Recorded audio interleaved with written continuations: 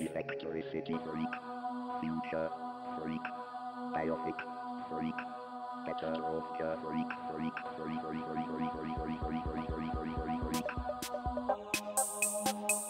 election, election, election, electricity freak, election, election, election, electricity freak.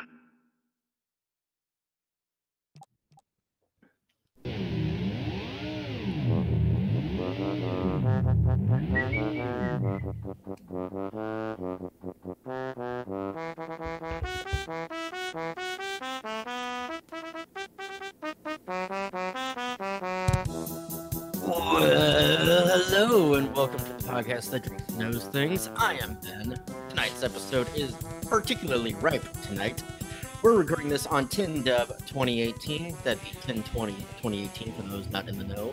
Season 5, Episode 5, Game of Thrones title, Kill the Boy.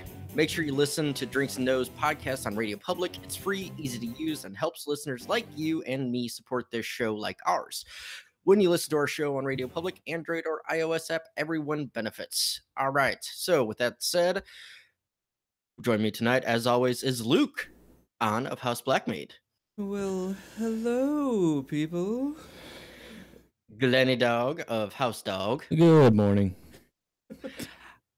Abby, aka Gertie of House Condescension, is not joining us tonight. She is a little under the weather, so we thoughts and prayers. Broken leg syndrome. Kick it in. Syndrome. Yeah, Broken leg is not syndrome. here. But for our special guest for tonight, we have the one, the only Johnny B. Fucking Crazy. Hey, Johnny, how you doing tonight? I'm doing pretty good. How's everyone? Thank you so much for having me on, man. Well, thank you for being here. We appreciate it. So, what's everybody drinking? I got double fisted. I got a wine. I guess Franzia and Bud Light. Nice. Still working on that box wine. I've got a glass of OJ with ice cubes. Nice. Johnny? Yingling Black and Tan. God, I'm jealous to live. That's the one issue I have living west of the Mississippi. No Yingling. Unless you I am go east drinking to the Mississippi some and then bring Modelo. some Yes, next time we Count of Ice and Fire or whichever one we're going to. I'm grabbing a thing of it. anytime you travel. Yeah, I have Modelo Negra Special tonight. Oh, so that's good. This show and all of our shows at thepodcastthat.com are produced with the love and support of our wonderful Imaginary Legion patrons. Learn more about our reward tiers at patreon.com/stayimaginary. So, Johnny, tell us about your current project and where people can learn more about you and find you. Okay, well, I'll even have to look at the spreadsheet myself because I have so many things. Well, I have the Cylon Johns. It's a Battlestar Galactica rewatch series with John St. Baptiste. You can check that out. Mondays, we do a 30-minute teaser stream and a recap, the expert recap of the series. And every Friday at around 10 Eastern, we have a panel of first-timers that just tell us what they think, and it's kind of a spoiler-free rewatch. Completely, not professional like this or anything. It's just we wing it. Yeah. But it's a fun time. Check it out. And I'm either streaming on my main channel, Johnny B. Crazy, Tuesdays or Thursdays, just depends what's going on. And I'm always on every Wednesday on Episode Club with Mackenzie L. Burns, and that's usually at 8 o'clock. Is it Central, Ben? Do you remember? 8 Eastern, 7 Central. Yeah, 8 Eastern, 7 Central. So. Yeah. Too many things going on, man. Excellent. But definitely check out Johnny's channel. He puts out great content. He's been a great supporter of our show here. So definitely appreciate him being on tonight. All right. So previously episode recap, that would be Glenn. What do you got for us? All right. Jorah steals a boat and brings Tyrion along. Jaime and Bronn arrive in Dorne as we learn of the Sand Snakes. The Sparrows make their presence known in King's Landing. Jon does his duties as the leader of the pack. Sansa continues to settle into her digs. In Meereen, the Suns go on a rampage. A bold strategy is developed to stop them. I remember those things happening. Sure, I guess. All right. So, as I said, the opening tonight's episode is Season 5, Episode 5. The duration of the show was 57 minutes. It first aired on May 10th, 2015. It was directed by Jeremy Podeswa and written by Brian Cogman. Luke, go ahead with the episode description. Dany makes a difficult decision in Meereen. Jon recruits the help of an unexpected ally. Brienne searches for Sansa. Theon remains under Ramsay's control. Mm-hmm. Bum, bum, bum. Hashtag All right. Luke, sexy voice. So now it's time for everybody's favorite part of the show, the Quill and Tankard Pub Trivia. Now, Johnny, I'm sure you've been paying attention, but the way we do this is I ask a question on our little Google thing here in your box. Type your answer, but don't hit enter till I say so. And then we'll all look at it. Any points you get goes to Abby's overall score for the end of the season. And she has a broken leg. Yeah. Hurricanes, broken legs. It's just hard to keep first-time watchers around. I think. Yeah, no pressure. It's a grind if you're a first-time watcher. It's just such a grueling position to be on the show. It's a detriment to your fucking health, is what it is. You know, it's a testament to her determination to continue with this, though. She'll be back. So, all right, everybody ready? Yes. Sure. How many horses and how many men is John going to send with Torment? Like Humpty Dumpty. The one thing.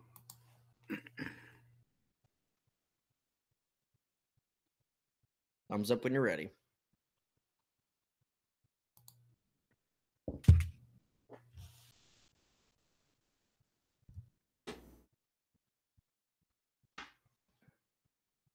Thumb up, thumb up, thumb up, hand up. All right. How do you know this?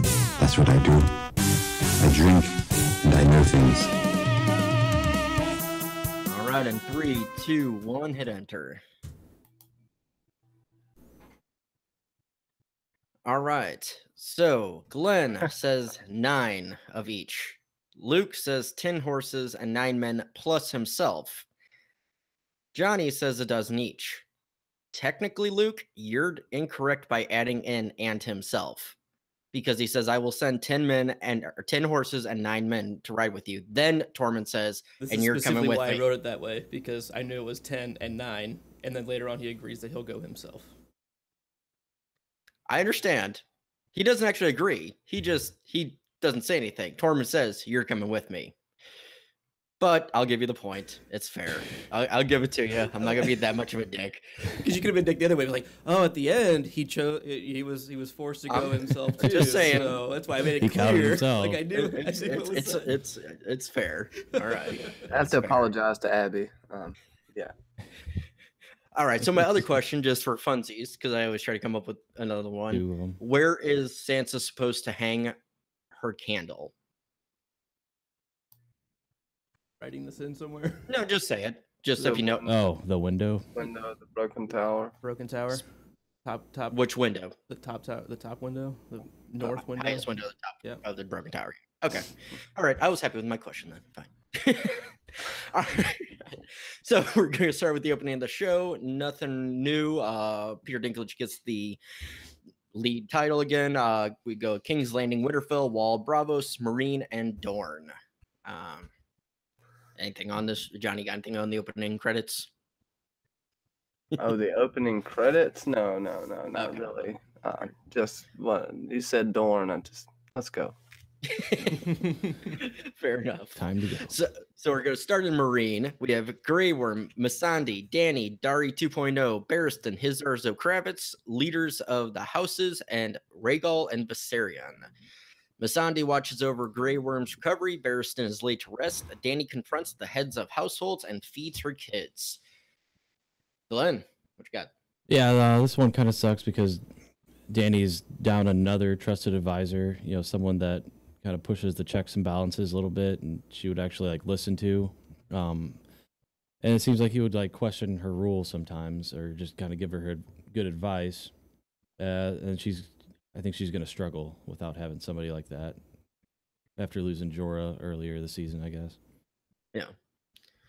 Johnny, what you got for this scene? Well, we got the classic Grey Worm Sunday music, which I'm going to love, right? And Barristan seemed to have crossed the continent to serve Dany, to die for D&D, for their pleasure. But I really, if we're going into, Dany seemed to really be enjoying that moment. That's what I took away from it. She had a smirk on her face the whole time, and I don't know. That was a very intense scene. Even Dario was was shaken by it, and he's not shaken by many things. Yeah. I mean, she's got to try something else here, I guess, right? I mean, she's down Barristan now, and but I don't really think Barristan would have advised the course of action that she takes down here in the dragon cells, if you will, and this girl just needs some help. I mean, she's got nobody. Like Glenn was pointing out. I mean, she's lost this another really trusted advisor. And I think she's even more probably regretting not having Jorah, who, yeah, I mean, the betrayal thing. But even, we even saw how she kind of regretted that right away. She was like, he was still good with me, even though he did this one thing. I don't know. Yeah, and I think she asks, like, Missandei, like, her opinion, and, like, Missandei's like, wow, why are you asking me? Like, I'm not, this is not my thing. Yeah. My only note on it was, so Danny's basically the tickler now, or, a mixture of the tickler and the mountain of you're next, your turn. Oh, who's gonna speak now? Where's the gold in the village? But it's one. I mean, like Luke said, she really has no other course of action. She's at a loss. So definitely an interesting way for her to go. She needs some help. She needs some help. Yeah. So, next scene in Marine, we have Missandei and Grey Worm. Grey Worm wakes and speaks of his fears. I'm going to start with this one. Of all the shoehorned in storylines, I'm actually okay with this one. I know a lot of people are like, oh, it's a love story that doesn't need to be there, blah, blah, blah. This one, it's sweet. It doesn't add or take away from anything. It actually adds a little bit of character to Grey Worm, which I'm okay with. Luke. Go to me last. Okay. Johnny. Yeah, well, it's one of those extremely simple love stories, but complicated at the same time, and I think that's really nice about it. Also, that's one of mankind's biggest fears, right? Is the fear of failure, failing the ones we love, and it's pretty impactful when you think about it. And that's basically the only person he's ever loved. So yeah, it really makes. Like, for what it is, I agree with you, Ben. Luke or Glenn, do you have something for this scene? Yeah, I just kind of agree with Johnny there. Like, I think, like, for Grey Worm, basically, and, like, the Unsullied, you don't get a lot of, like, emotional, things from them. They're kind of, the way they were brought up is just kind of, you're soldier A, that's soldier B, and, like, you don't really get to do a whole lot. Like, this is your life, so you don't get to love anybody. We'll just cut you off, down there. Good luck. Exactly. And Luke, go ahead. I put a bit of a fine. I just put fine. It's whatever. It's fine. But really, when it comes down to it, I completely agree with what you guys were getting at, and it just, we've seen him struggle with not knowing what these emotions even mean. I mean, at the beginning of this season, we see. What was it? White Rat? What was his name? White Rat get his throat slit, and Missandei's asking him, why would someone in your position be going to a brothel for this? And he's like, I have no idea. So it's just kind of like there's been some development that you wouldn't normally get from this type of character, which on first blush is just kind of like, whoa, this is different, but I'm okay with it. It's fine. They gotta still get the warm and fuzzies, right? When you think about it, they gotta get the warm and fuzzies and the cozies, something from it. They're cozies. Yeah, I mean, and I really do agree, and it just seems kind of quick for him to, I don't know. He's also basically on his deathbed, so yeah. Yeah. And she's been really his only contact, she's been his person since he's been freed. And since he's been peeping on her in the river. That too. Yeah. Never mind. Gonna go with the Olena joke of the nothing smashes against the decrepit, but Missandei definitely not decrepit. So all right. He rose up out of the water. Oh, sorry. The water rose about 4 inches that day. So next scene in Marine, we have Danny, Masande, and Hizdar. Danny is counseled to search within and finds a new suitor on his knees. Go ahead, Luke. She really, really needs some help.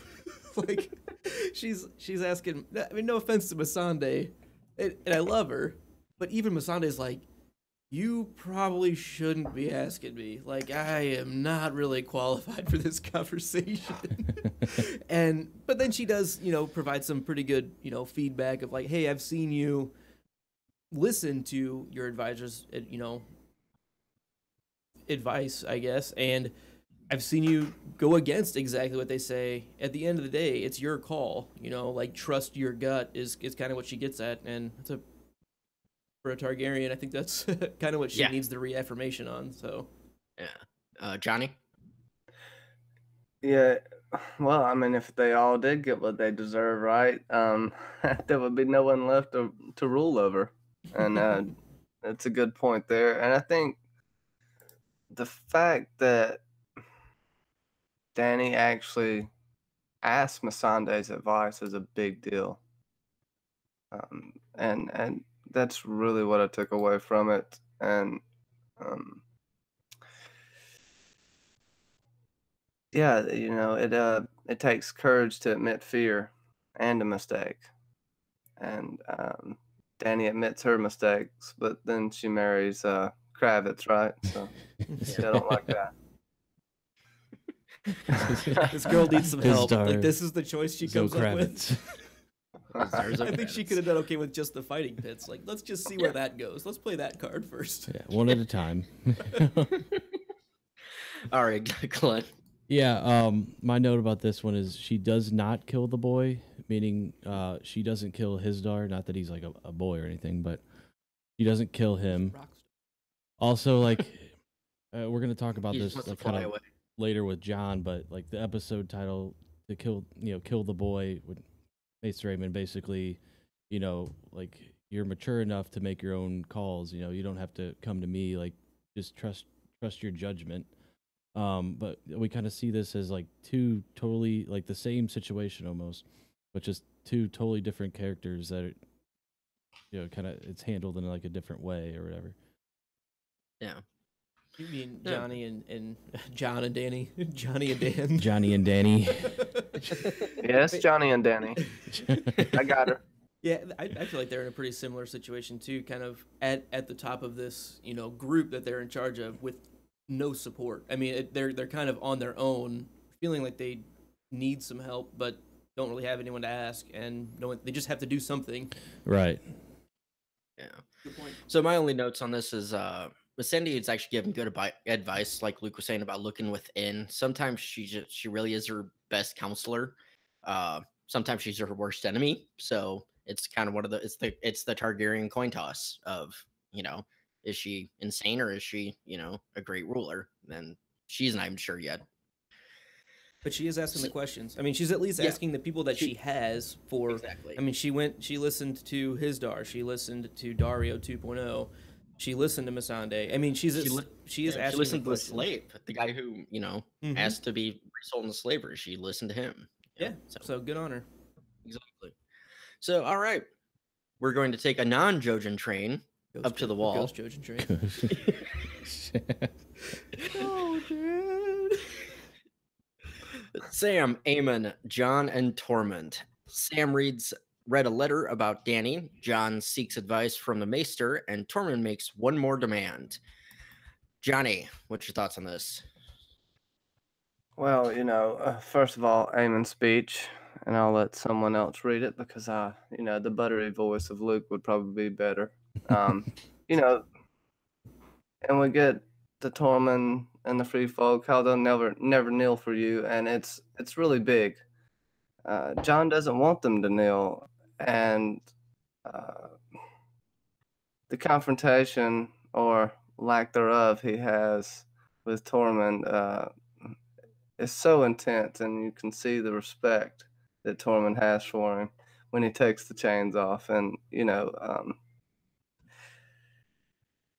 it seems like John sees the big picture. And that's pretty much all I got for it for now. Glenn? Yeah, so yeah, Maester Aemon, like he just kind of, as John's just trying to ask his advice, like, hey, should I do? He's like, half the men hate you already. Do it, go for it. Like he does either like he's getting real senile or something like that, or like just doesn't care He's anymore. a crotchety old man. Fuck it at this point. Fuck it, I don't give a shit. Doesn't matter to me. Or he's That just mirror like, fell off the car weeks ago. or like maybe it's just like at this point like you need to make your own decisions, and like don't base it on popularity or anything like that. Do what's in your gut, and if you feel like it's the right thing to do, then go for it. Exactly. Ball feeling. A ball feeling. Got a feeling in my balls. about this one. God damn it! No, I want to say it's Clerks, but the old saggy balls was down. But I don't think it's Clerks. All right. Anyway. Oh no. What's the old guy? Fuck. Is Never it mind. Clerks? No. I know. He's so old. He. Oh must have wow, Big Daddy. Big Daddy. That's it. Old, That's it. wrinkly balls. Maybe it's a 10-year plan. I wipe my own ass. What's his 10-year plan? Don't die. What is it? Don't die. Sid is who you're thinking. Shine every day. I thought you were Oh my sleeping with goodness. my girl. I am. So, I'm gonna go to the end of the scene with Torment, and I like the line of "That's a brave thing to say to man in chains." John unlocks the chains, looks at him like, "What now, bitch?"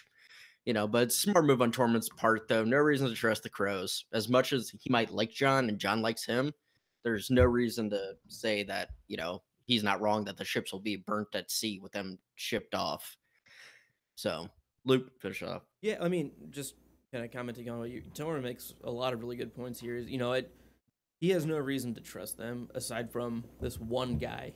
John's the only reason, the only connection to any kind of trust that he would put his people at jeopardy for. And I don't know. I think it's a smart move on Torment's part to be like, okay, well, if we're gonna do this and we're gonna do this for you, it's gonna have to be you involved as well, because they're not gonna trust the word of me and some Joe Blow, Tim the Axeman who just came along for the ride. Like, no, it's Jon fucking Snow, Lord Commander. Like, that's gonna carry some weight that to get these people to come at the mercy of the Night's Watch, which looks like it'd just be a slaughter, right? Like, oh, come to our gate where we'll just lock you in and blaze you. I mean, it pretty not a very compelling, enticing offer he's making them on first blush.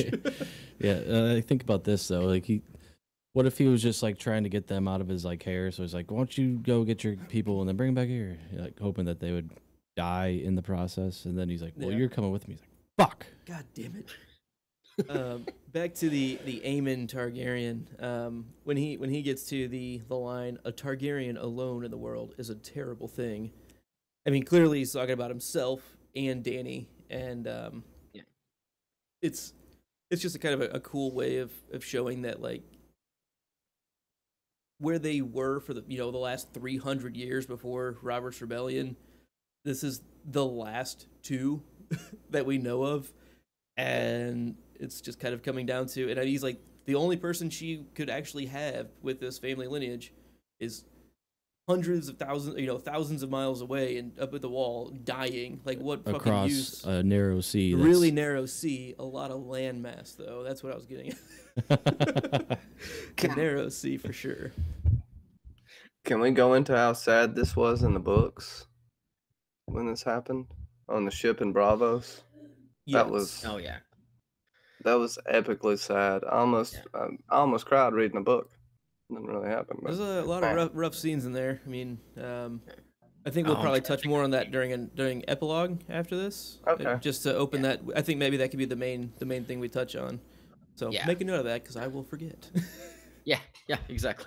But I mean, the whole crux of Aemon's speech here is, kill the man and kill the boy and let the man be born. And basically, like Glenn was saying, is, I mean, you gotta start just making these fucking choices. I mean, it's not going to be easy. There's not going to be a right choice. There's going to be choices. You make it knowing that to yourself it makes sense for what you're planning to do, but you have to do something. Plus, you got to look strong. You just got to point at this new role, and like if you don't know what the fuck you're doing, people are gonna know that they're gonna figure it out, and then you're.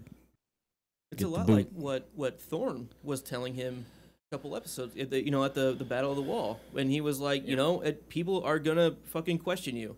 You have to just stick to your guns and do the fucking job. Like, as soon as you start second guessing it, everyone's gonna second guess you, and that's not good for anybody involved. So it's kind of interesting getting almost the same speech to John, just from a completely different an older perspective. man.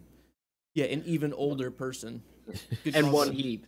one he actually respects compared to Thorne, or I shouldn't say he doesn't respect Thorne, he just doesn't like Thorne. This is a guy he actually likes. So when it Yes. comes from somebody like that, you're more likely to listen. Mm-hmm. That and half of Castle Black already doesn't like him. Yeah. So Right. even when he makes his decision, whether he makes it or not, half the people aren't going to like him either way for what he's already done with Wildling. They're holding it all against him anyway. Right. It's not like getting elected like the president or something, and then like you gotta kind of get ready for your next campaign 4 years later or something like that. Yeah. Exactly. A different way I thought you were going to take it there, Glenn, but that works. Good analogy. Grab them No, somewhere. good analogy. So, John, staying at the wall, John, Yarwin, Thorne, Ed, Sam, Stannis, men of the Night's Watch, and Davos, and Ali. John tells his men the plan to save the Wildlings. Ali speaks his mind. Glenn, you got something for this one? Yeah, like I get all like the fuck alley stuff, like, but I understand like he's gonna be like kind of upset, like not really liking the decision John's making. But yeah, just kind of the way he's just kind of still like doing his like duties and stuff like that, and kind of just looking like a little asshole or whatever. I don't know. It's kind of weird. Yeah. I like the line, and I'm stealing this because other people have this note, but I'm using it first.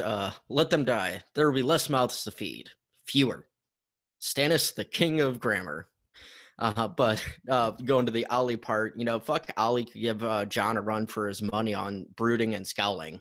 He gives that stink eye quite well to him, just like the and speaks his mind. And yeah, I mean, I get it. On like you were saying, Glenn, he killed his family. He has a right to be upset, but you know what? The war's over. The Night's Watch won, and now this is what the leader's saying. Suck it up, Buttercup. Luke. We, the viewer, know that John is right. Like, we know that he's doing the right thing. At least, from what we've seen from his perspective, it makes sense. We don't want all of the 100,000 men that were Mance, followers out there to be killed and join the ranks of this, army of the dead. But he's really not selling this very well. Like, he's just kind of showing up in front of the room and is like, all right, change of plans. All right, we're doing things completely differently. Like, he doesn't ease into it at all. This is like day 3 on the job, right? I mean, his first 100 days in office, Build a latrine. With a bang. Yeah, first 100 days, build a latrine, rebuild a castle. We're gonna go save 100. Kill Slint. We're gonna go save 100,000 wildlings. All right, let's do this. Wildlings lives matter. It's just like we know his heart's in the right place, and it's a good idea. It's just like you gotta work on your salesmanship a bit. Like, ease into it, bud. I mean, come on. Well, those pouty lips and that nice hair get him a lot of places in life. So you got to give it to him. He kind of expects it, right? If nothing else, sell it to the point of, hey, there's women up there that we could bring back and store at Molestown. New blood, just saying. I'm sure Bucktooth Becky, is getting a little old for you. Oh, good old Bucktooth Becky. Becky Pipes. Johnny, go ahead and finish this off for this scene. Yeah, I got old Bitty Eyes, Thorne, and the others aren't pleased. Ollie has resting bitch face and can't get over his mama and papa being eating. So I can't necessarily blame him for that. And he's young, and he can't see the bigger picture yet. And what's Ollie? 11, 12? Or how old is he? Roughly. Something like that. I will say his balls dropped between last season and this one. His voice was quite a bit lower when he spoke. And I got, when John says he understands, but winter is coming. Everything before the word but. So, Is alive. Yeah. yeah. Bullshit. However, Yeah, Johnny, I was fuck wondering Ollie, what though. what the acronym there was mean, and thank you for that. I was like trying to figure out what the hell is RBF. Rev.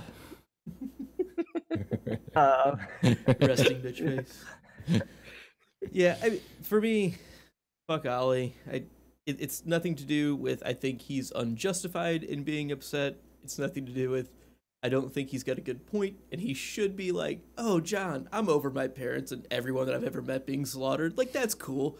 Like, it's just, to me, it's more the showrunners making this He's such a a blatant... Dave and Dan baby. Right, literally. In season 1, they got together and, gestated out this character, and now we have to live with it.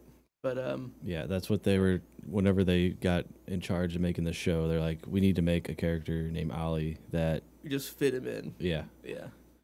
So That there's was that. all right, first order business. All right, We're we're gonna just named him Alfalfa and been done with it, and went ahead and trolled us completely. Right. All right. Anybody got anything else on this one? Nope. Nah. All right. Last scene at the wall, we got Gilly, Sam, Stannis, Davos, Shireen, Mel, John, and Celise. Stannis tells Sam to keep researching and orders they ride at first light. So I like that how Stannis is impressed with who Sam's dad is. He's like, oh, he's the only one that defeated Robert during his rebellion. And he's not sure about, he's like, are you sure you're his son? Kind of having that look. But then he realizes, oh, this guy's actually done some shit. He's been north of the wall. He killed a White Walker. He knows how to kill him, so he's like, keep doing your research. I appreciate that. And then also, Sir Davos, I love the line with Davos, oh, shit, I can't remember. I'm not scared, Sir Davos. And he's like, well, I am, Princess. And when the battle comes, you'll protect me, right? And she just smiles at him and, everything. And she just lights up every scene she's in. I love it. I love the two of them together. It's just, this is the dad she deserved for the show. I mean, book-wise, fine, might be different, but show-wise, Davos is the dad that Shireen, it's the one that I find the connection with. So anyway, Luke. Yeah, I mean, Stannis seems to have some kind of respect for Sam. He's definitely a little confused by him. He's like, you're not the type of son I would expect Randall Tarley to have. It seems like, I'm not the kind of son he wanted. Right. But, and you killed a White Walker. Like the things just aren't adding up in my cold cut, combo how brain. Did you do that? If you will. And, I don't believe you. But I do like that he seems to kind of take Sam seriously with the, like you're clearly doing your research your works into cited. you're getting your works cited and your bibliography together. You're using MLA format, and that's what Stannis appreciates. And about 1 inch margins. But he clearly is like, the dragon glass. Oh, we got a shit ton of that. A dragon stone. So like, I know what you're talking about, but like, why would you need that? He's like, I don't know. I'm looking at all these old books, and in the words of one of our special guests previously, he says, keep reading. Keep reading. It's like reading Rainbow or something. That's right. Where's LeVar Burton when you LeVar Burton. Yeah, I love how Dragon Glass at Dragonstone is just an offhand comment, just thrown out there and just moved on. Yeah, yeah. From Sam, like, wait, what? Excuse me, sir. You got a lot of it?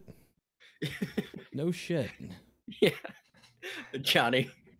Like, well, he doesn't even ask any more questions after that as well. But I'm gonna give my thoughts on the scene, and then I'll jump in on those comments. And she does light up a room.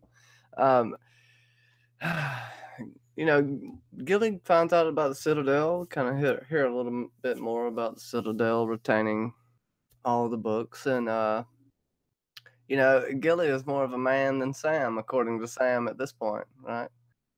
She can do everything Sam can't do, which I think is pretty freaking awesome. And he gives her the credit for it. And then, Sam the Slayer and the Dragon Glass. And then we have, Celise is scarier than anything Davos could ever tell Shireen. She's hashtag creepy. You know. Right. Sorry. Right. Glenn? Yeah, I guess we see, was it last episode or the episode before that, where Stannis is basically talking to Jon, and like John's like, "So when are you guys leaving?" He's like, "What? I guess you're bored of us, or you know, we outstayed our welcome, I guess." And then like, you know, all of a sudden like it's a change of pace with, oh, now we need to go, we need to time to leave. That's all I really have. Like, it's just a different demeanor now that it's time to march south. When like last episode, it was we're planning on staying for a little bit longer. No one ever said Stannis can't take a hint, you know? And Jon said, when you guys leave, and he's like, what? We'll leave when we're ready. Well, when's, you know, and tomorrow morning, okay, we're ready. Okay, now we're leaving. Fuck this place. Screw you guys, I'm going south. So Stannis also seems to kind of have a clear respect for Jon, right? He basically gives him the ships that he requested, and because in the scene with old Tormund, he was like, "Where the fuck did you get these ships?" He's like, "I'll ask Stannis," and so he's like, "Hey, thanks for the ships, good on ya, cool, bro." But that's kind of a sacrifice that Stannis is making. Yeah, he's not really using them right now. He's planning on taking, the King's Road south. But still, I mean, like, he's supplying things to the Night's Watch. Well, right? I think, doesn't he like assume that the wildlings will join his army eventually, or? I mean, that's what it sounds like Davos is trying to say. Like, if we just wait a little bit longer, we can maybe have a couple of thousand more, thousands of more men joining us. And Stannis is like, we don't have time for that. We need to go right now, because time right now is only helping the Boltons, which is a little questionable. Like, a couple 100,000 men, a little bit more time. And really racing winter is the big issue, though. So Right, and then are they like our weatherman today? Can we rely on the Citadel as much as we can, the Weather Channel? I don't know. There could be another false spring soon. Like you had mentioned, Randall Tarley beat Robert Baratheon, was one of the only people to ever beat him on. Actually, the only person to ever beat him on the field, right? At the Battle of Ashford. Yep. I thought that was interesting. Something else that was mentioned was the Crimps of Winterfell. Was mentioned by Shireen. I thought that was a nice little tidbit there.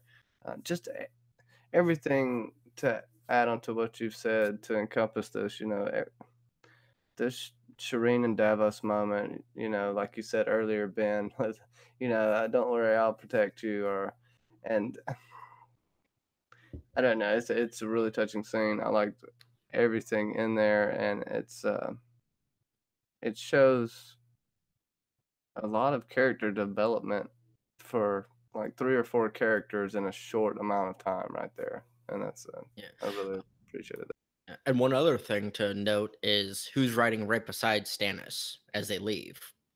It's Mel. She's riding right in honor with him, as they're heading out. And I think that's another thing that's telling of the man. It's not his queen. It's not his hand. It's, the Red Witch. And so it's kind of one of those of, it's his way of saying, yes, she is number 2, just without even having to say it. Yeah, she can stare right through your soul, man.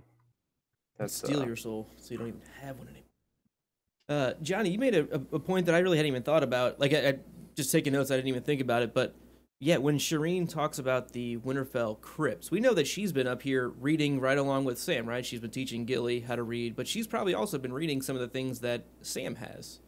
I mean, these are books that don't exist anywhere else, a lot of them. They were written by the Maesters at the Wall. It's not the Citadel, where there's just new copies being made of all these books, for time immemorial. But it's really interesting to think of. She seems to be a very intelligent young character. I would really like to see her in the Winterfell crypts and see what she finds down there. What kind of history she can dig up. I read about this, and there it is. Yeah. Mm-hmm. Because the Winterfell library was burned in episode 2 of season 1. So but we don't know if it was completely burned down. Maybe this, just portions of it. They got a flash drive. They got everything. Yeah, they had a hard drive backup of everything, digital copies. So they're good. And Tyrion had some copies, right?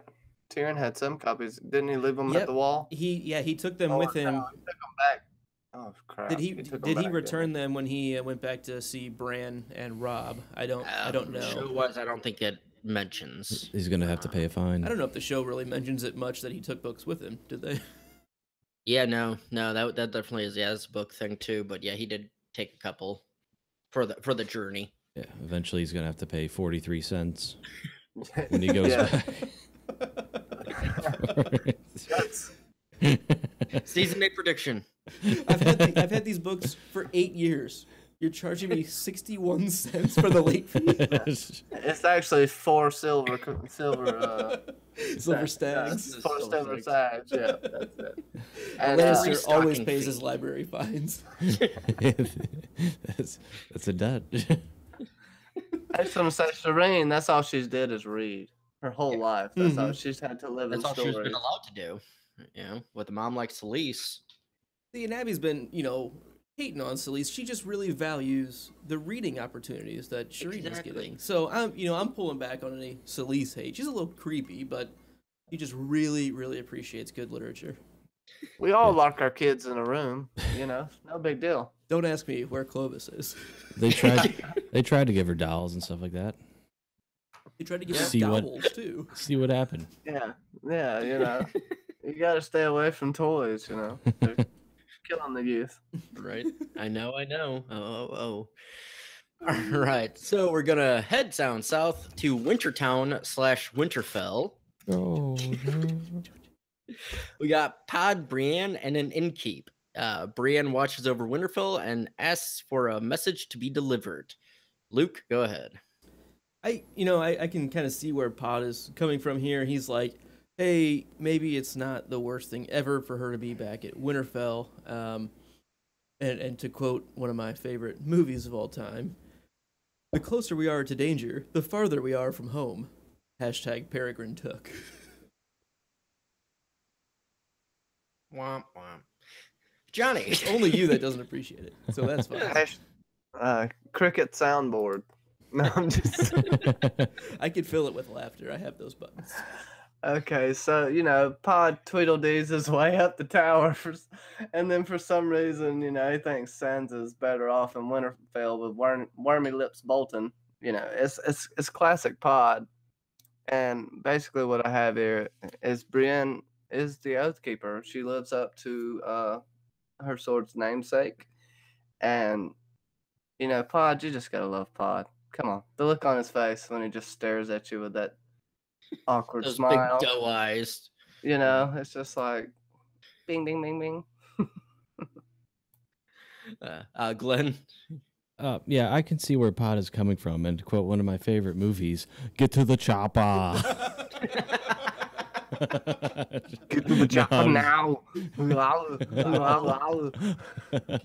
No, I was just kind of making fun of Luke. That's it. Oh, That's you fair. were. No, I don't mind. That got a better reaction than your crickets So- over there. I'm just gonna quote one of my favorite shows, and so her watch begins. I see what I did there. Because that's, she Yeah, just, the show. You just can I get a fulfilled the message? cricket's face. Yeah, her creepy. Just now, if that's not Rory Dotrice, I don't know who is. The Pyromancer films. I know. Anyway, he looks very similar, very nondescript character. Yeah, just some bloke. Yeah, and watch him actually be like some British actor that just had a cameo. That I've never heard of. I didn't listen to the commentary, but if it was, they'll talk about it. Oh, he did such a great job. Yeah. His and Brienne's chemistry here Chemistry. was just amazing. It was just such an honor to work And with two actors like this in the same room. This was such a beautiful place to shoot too. So we go into Winterfell. We have Ramsay and Miranda. Miranda is bothered by Ramsay's betrothal. Johnny, what you think on this? So she's, she's very jealous, of course. But,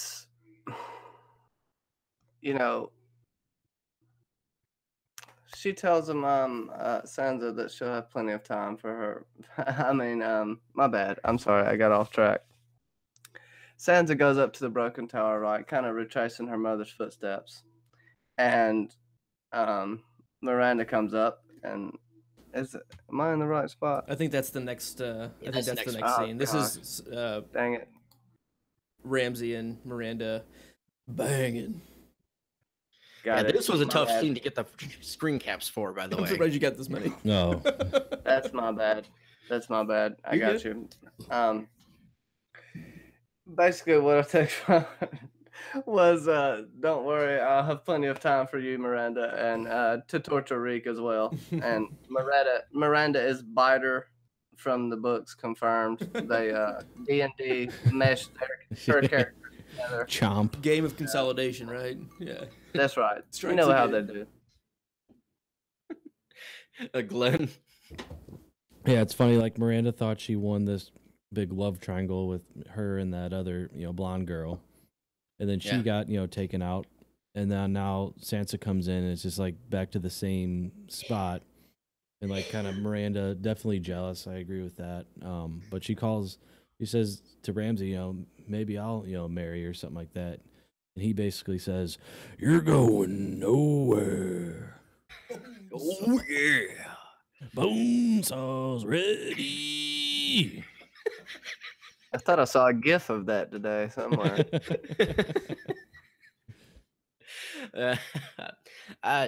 You know me, I love Ramsey, and Chelsea bores me. You're not going to bore me, are you? Goddamn straight. Put her in her place.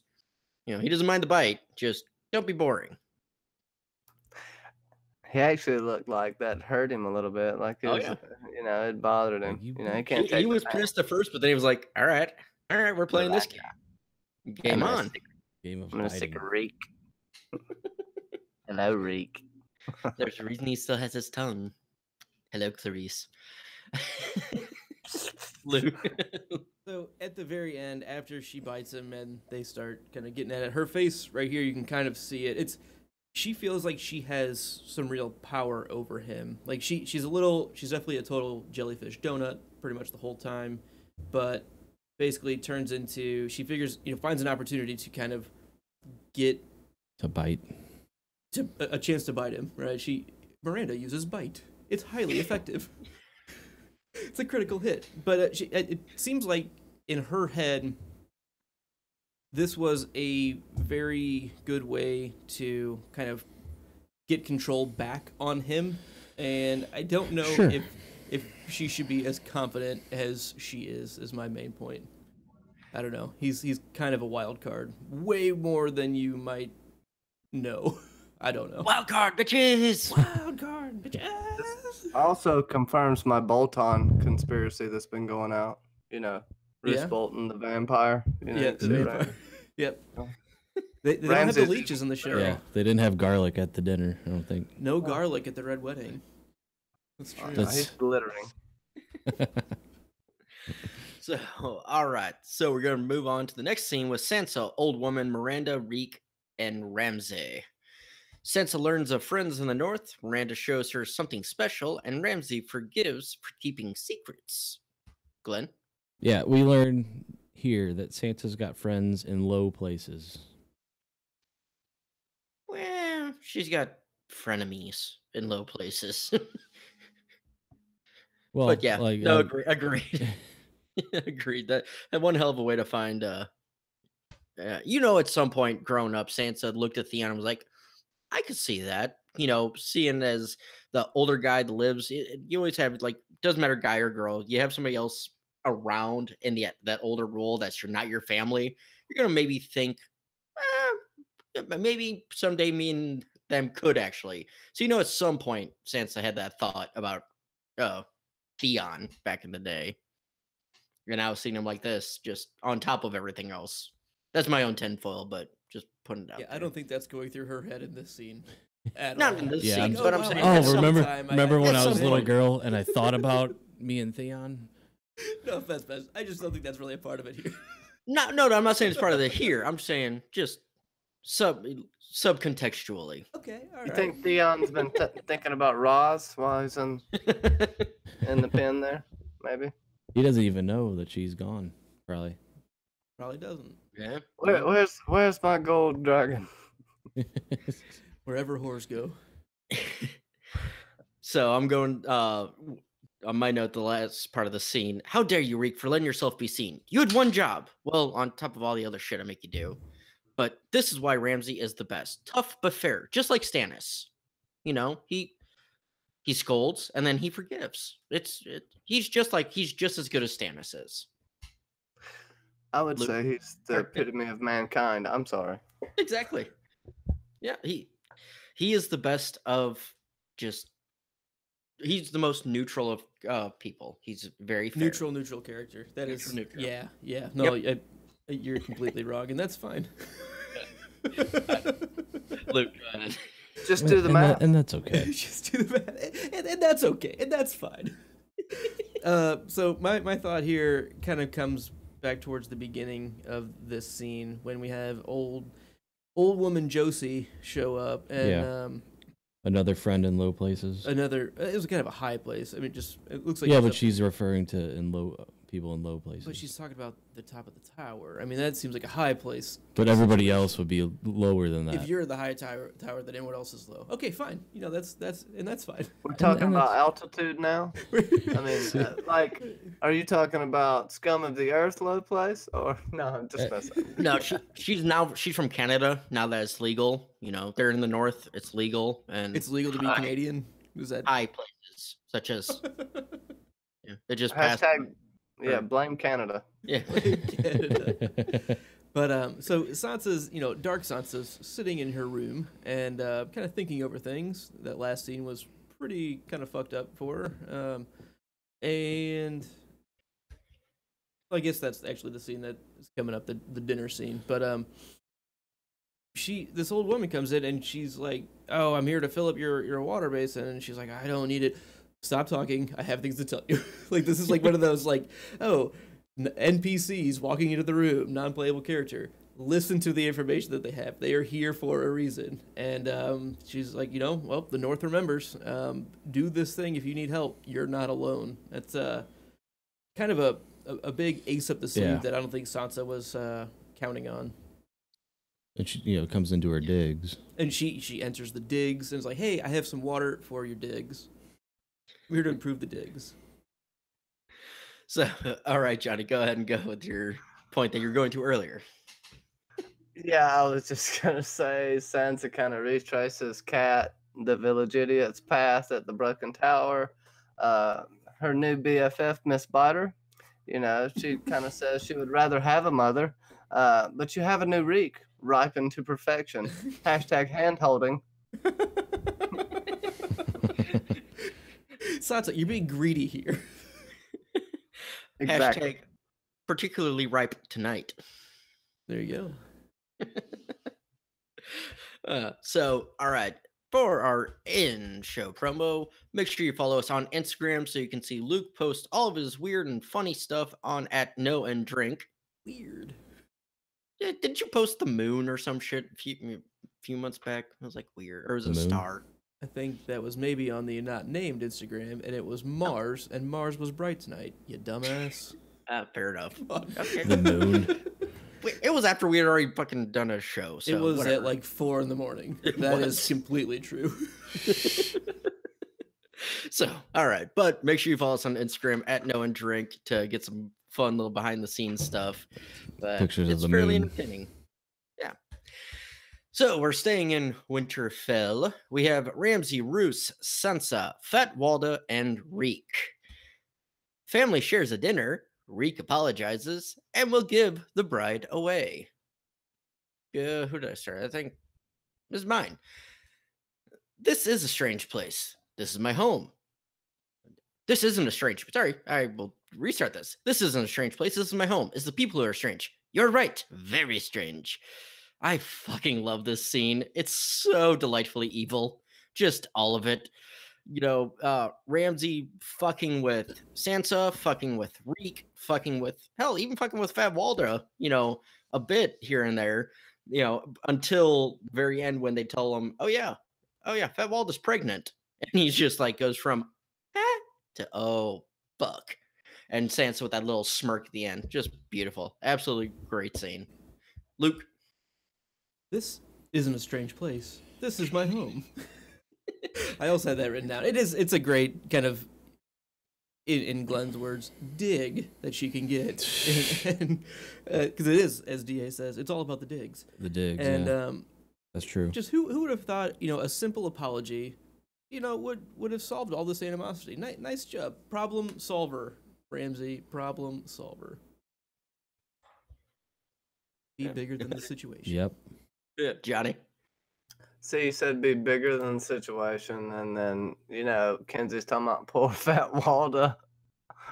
And it makes me feel horrible because, the whole theme of Fat Walda is how much silver did Roos get for her exactly, because that's why he chose to marry her, which I just had to throw out I there. think it That's was awful. 10 silvers per stone, or like 100 silvers per stone, or something like that. That's so messed up. I think it was just her weight in silver is what it was. But, Oh, that's what it was. But Yeah. she was proud of that. She looked at it as a, like, hey, I fetched a pretty penny. A few. Yeah, like some cultures where Yes. it's if you're like fat and that means like you're more wealthy. Exactly. It wasn't that long ago that if you were bigger, that you were considered more beautiful. That skinny people were considered ugly. So probably 100 years ago, not that long ago. So to y'all's point, strange is a bit of a soft term there, Ben. I would say batshit crazy. I'm sorry for being myself, my Lord Ramsey. Whatever you say, dear leader, it's kind of what I come with with the or reek. And here comes the bride all covered in reek. Roos has made a baby vampire with Walda, and that's kind of how we end that scene. And the look on Ramsey's face is priceless. I love that look better than Ramsey's death. I'm sorry. No, oh my gosh, I just messed up. I screwed I up. mean, Go ahead, Glenn. Fucked up. anyways, yeah, we see Roos ask Sansa if she thinks her new digs are suitable, so that was pretty cool to see. How them digs, to quote. Yeah, that's a nice thing to say. Digs first, and then we'll talk about other stuff at a dinner. But then this really shows how evil Ramsey can be. I think because he's like kind of parading Reek around, just kind of showing that he has him by the tail and can do and say whatever he wants to him, and he'll just kind of oblige. And then just kind of pressing the issue with Sansa and Reek, just forcing the hand of them kind of meeting and him apologizing to her and stuff like that, and just really awkward the way it was all done, but like it was just really enjoyable for Ramsey only, probably. Until Roos kind of pulls one back on him. He's like, and she's pregnant. So, like, cool. Yeah, and Roos is good for that. Like, he usually, like, kind of sits back, kind of knows what card he's playing, and then, like, okay, all right, well, here's this. Like, you're having your fun over there. Let me tell you something that's fun. Oh, exactly. I had a comment. The comment I was going to make, Glenn. He said he was dragging him around by the tail, and I was thinking, well, yeah, you can't really drag him around by the balls anymore, so it's got to be by the tail. Yeah. Yeah. He gave him a tail. That was a weird, interesting part of the torture. He put the balls and made a tail for him. He put the balls in his court. So, all right, our last scene in Winterfell, we have Roos and Ramsey. They discuss the birds and the bees and how to find it, and Ramsey's parentage. Luke? I was just kind of getting on this, but I really love when Roos kind of fucks with Ramsey just to get him riled up and motivated. Like he's like, hey, saying it, like, hey, like there's gonna be, a new son is what it looks like coming up. So keep doing a good job. Right. The Maester says it's a boy. Right. Mr. Wolken. Johnny? Well, I'll tell you how he knows, Ramsey. Roos has his ways. And also, is there such a thing as a better alternative for Ramsay Bolton? No, Come no, on. there's not. As soon as I saw those worms for lips, I knew you were mine. That's what. They actually did. Like there's some semblances between these two. I could see it's a good cast. They probably didn't cast it based off looks alone, but you can see they played it up well. That these two, you can believe that one's the other's son. Which Yeah. one? Hey, we could have had Ramsay as Jon Snow. He was like second choice. Just saying. We're all related in the north. Glenn, go ahead. Yeah, this one you could see that Roose has is kind of a wild card too. He usually doesn't show it. He kind of doesn't show his cards a lot, but him kind of saying that so and so got married like without my knowledge of it or whatever he said, and then I had that motherfucker hanged, and then I basically raped this girl and had you. And I wanted to throw you in the river, but I saw you and I was like, oh, let's take him. Hey, clearly looks like me. Yeah, he's kind of mine. And that kind of goes into my note of, once again, that was almost sweet from Roose, apart from the rape bit. But, but it is missing kind of my favorite line from the books from Roose to Ramsay of, don't make me rue the day I raped your mother. That's one line I wish that just would have played into it. And I don't remember if it's in later in the show, but I don't think so. So I'm not spoiling anything. That's one of those. I don't think it is. I don't think it is, but that's one I just kind of wish it was slipped in. But yeah, I love how Roose just knows how to turn the needle on Ramsay just to make him perform better. Like Luke said, motivate him. Yeah, I mean, Roose knows how to perform, right? I mean, if you can perform under a tree with a hanging, man, whatever. That's you love that house. That's your house, Ben. That's your house. House Bolton. Our blades are sharp. Yeah, and you guys are fucked up. Like, that's fucked up. That's fucked Swing. up. Just how, without conscience at all, he talks about that. Mm-hmm. Exactly to Glenn's point, Roose can be pretty fucking evil. Like, yeah, that there's no excuse for that. You can't like talk yourself around. Like, oh, maybe he had other intentions. No. No. He held true to what his beliefs were. They needed to ask his permission. That was not granted, so he took his will. I'm not saying it's correct. I'm just sounds saying, like you're saying you agree with him. I'm just saying he did what he felt was his duty. Duty. I had a question. Duty. I had a question kind of going back to the last thing. Do you think Ramsay sent Miranda to take Sansa to see Rick, or that she did that out of spite? On this one, I don't think so. I think Ramsay thinks he has control over Miranda and has her under control. And I think on this one, this is all Miranda trying to stir the fucking pot. Because because she's jealous of Sansa and she wants to just fuck everything up as quick as she can. Right. Also, I think like Ramsay's one of those guys that would just get pleasure out of seeing all that, like kind of chaos going on. Like he wouldn't not really care much for like the just hearing about it. Yeah, you get more pleasure out of seeing it, I think. Yeah. Hence the dinner scene when he brought him in and all that. Yeah, Roose wasn't a big fan of parading Theon around like that. Yeah, that was I don't know, interesting to see them kind of squabbling a bit. Roose's heart beats with human blood, right? Not his own, but human blood.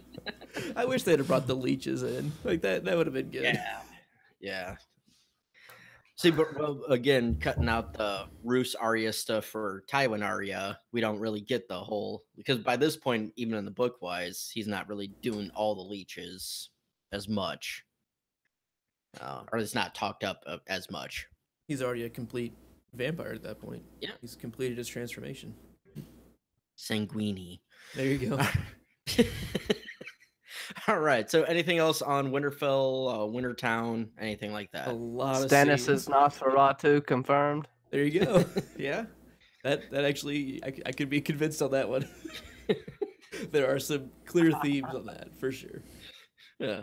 So, all right. So we get one every show, but we got the final scene.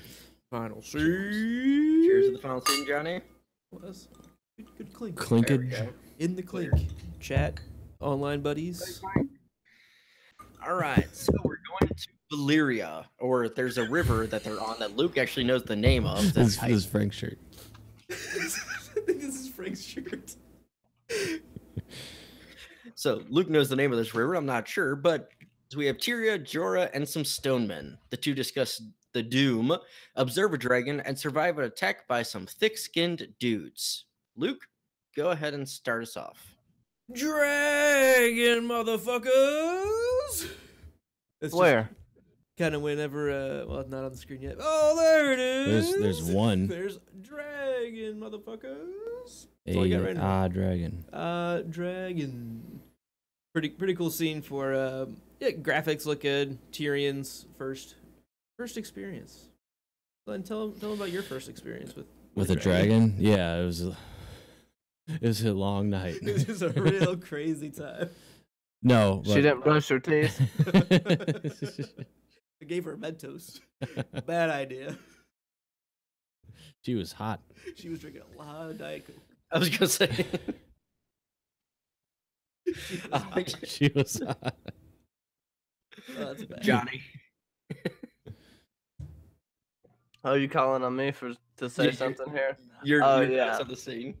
Yeah, I got plenty of thoughts on that. You know, people who drink need to keep drinking for one. And you know, when Jorah first looked and they saw the smoking sea, right? I thought Jorah saw a barrel of floating wine right before we see Valyria. So, you know, that was damn. That just let me down, man. And then you gotta love the dragon shot, right? And also cement zombies. Yes, please. I mean, You gotta love you that. can't go wrong with that. Right. Um, Glenn. Oh, sorry. I was kind of splitting them up here, Johnny. Sorry. Glenn, go ahead with yours. Yeah, so he says for centuries Valyrians were the best at just about everything. And then they weren't. And they weren't. And they weren't. Yep.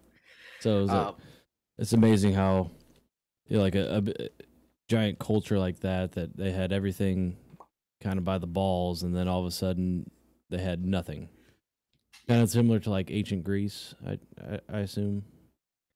Pompeii, maybe. Right. Yeah. Yeah. Is that the consensus of what the doom was of a volcanic eruption or similar? Wasn't it like a shit ton of Not possible. volcanoes? Not possible. Not possible. I've talked to a geologist. I was going to According say, to Milk K, according to not the West possible. Rusty Ninja. not even a super volcano would do that. The They theory couldn't all within- erupt at the same time without magic.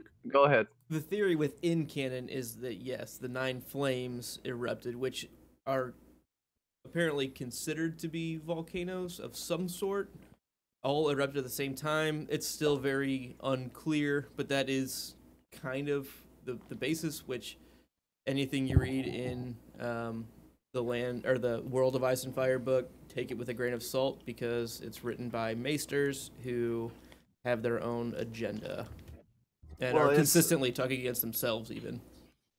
It's consistent with real world, right? We got a methane problem with all the cows. What if the fireworms are just farting a whole lot and it's building up and it exploded in Valyria, right? That's what Yeah, that's what happened, I think. I think that's They what would what put could out happen. something far worse than methane, I would think, right?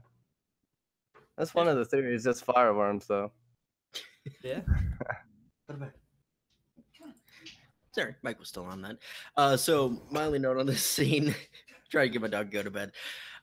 Even the look from Jorah when he saw Drogo was like, holy fuck, he's gotten big. And the problem is, Luke, I don't have that picture in there because it kept freezing up my computer. Gotcha. So every time I tried to save it. But yeah, he just had this look like, holy shit, what the fuck? And it's kind of telling, that he was surprised by all this. So Luke, go on with your next note. Stone man, motherfuckers. And right after Jorah's face, there's another image that I was hoping you'd catch of when they kind of show the dragon going by. They see Drogon fly over, and it kind of, you just see like the awestruck faces of Jorah and Tyrion, and you just see, it's pretty easy to miss, but there's a stone man that just Drops into the water. What and, was like, that? Yeah. It's just like, okay, what the fuck was that? Because they didn't see it, but if you're watching, And you know it'd be how clear. slow I'd have to slow the video down to get that picture? So I tried. I tried. bad. Right. Not too bad. And like obviously it's the first time Tyrion sees a live dragon, so he's definitely like in awe of that. And then like he doesn't really get to like cherish the moment, I guess, or kind of revel in what just happened, because the Stoneman thing just kind of arrives and totally like kind of takes away from the the coolness of seeing a dragon. Yeah. No, definitely. And after the whole thing, they jump into the water, get pulled down. I'm just glad they didn't leave this as a fucking cliffhanger. I would have been, watching it back again, I couldn't remember if they cut it off as he blacks out and fades out. Because it's been a while since I've watched these episodes. And it's like, motherfucker, don't tell me you're leaving this as a cliffhanger for us to wonder, oh, is Tyrion going to live this time? Yes, Tyrion's going to fucking live. So they go forward with it. And when he pulls him out, it was a good scene of, even so me, I like I said, I've watched the show many times, but I forgot that this didn't leave as a cliffhanger. So I was happy to see that. Johnny, finish this off. Yeah, I mean, to your point, Glenn, it's like he says that I don't even think you remember what the dragon really looked like. He didn't even have time to soak it in. Then you're in that fight or flight panic moment where he's just taken there, and then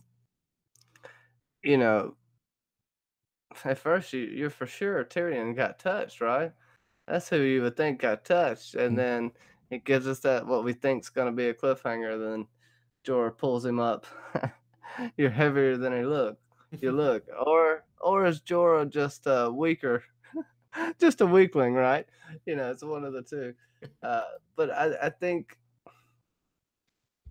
it was a good scene, and Jorah kind of completely solidified himself as John Connington in that scene, in my eyes. Yeah, agreed. So anybody got anything else on the Tyrion and Jorah and Valyria? He does look at his wrist. Yeah. At the end. At the very end. I thought he was, checking his quarterback, plays. Yeah, all right. Spider 2Y banana. Exactly. I know what that means. There are some things you can't share without ending up liking each other, and escaping Stone Med in the smoking sea around Valyria is one of them. One There you go. on the list. Right, and he's checking in with the Umbrella Corps.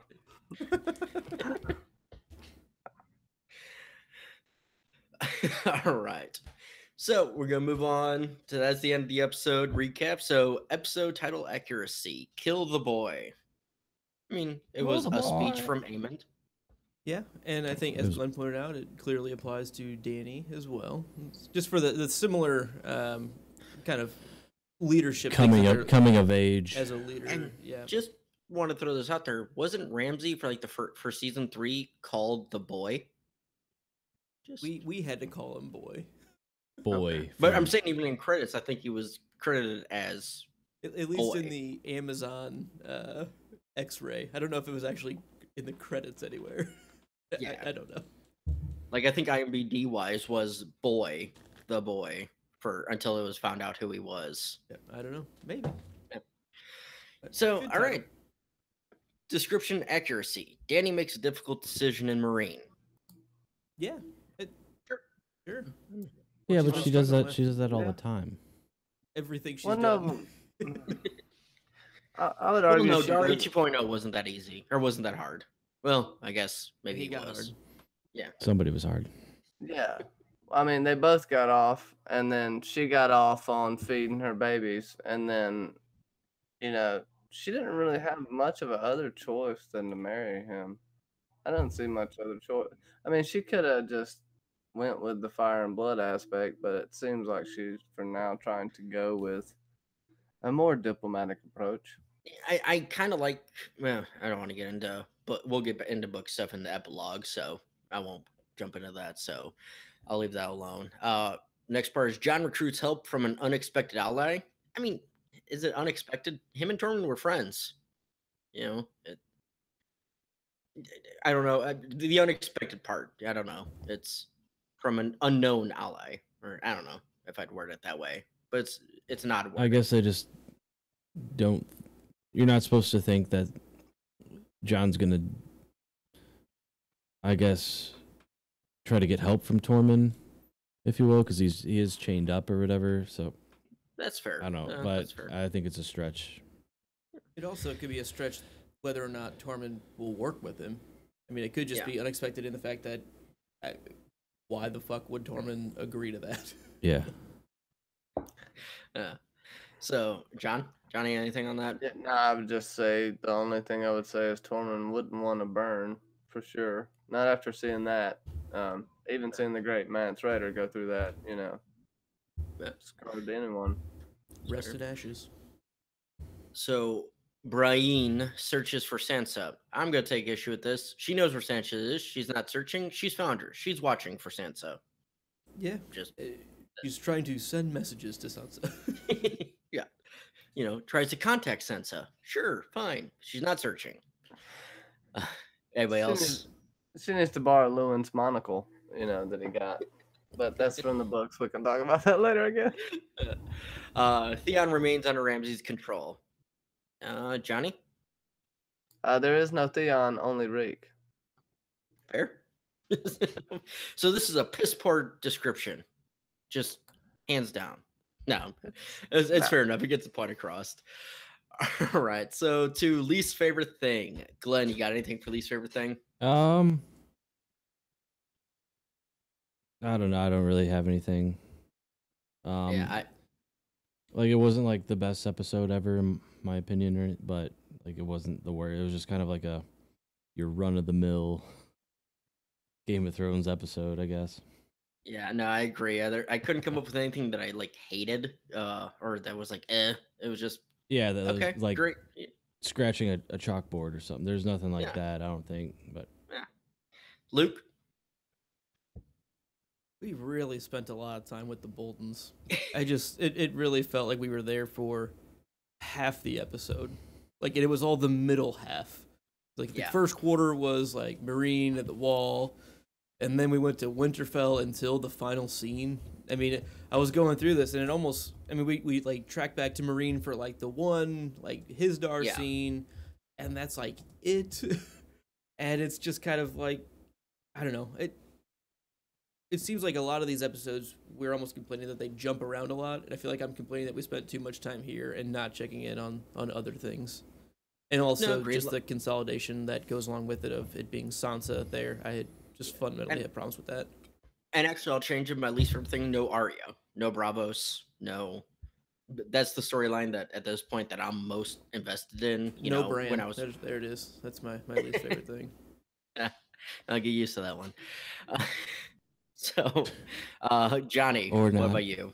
See, I thought you were going to have something. So, you know, of course, no wine from Mormont, his line. How could you not pick that one? And then my favorite moment of the whole thing was long sullen silences and an occasional punch in the face. The Mormont way. Exactly.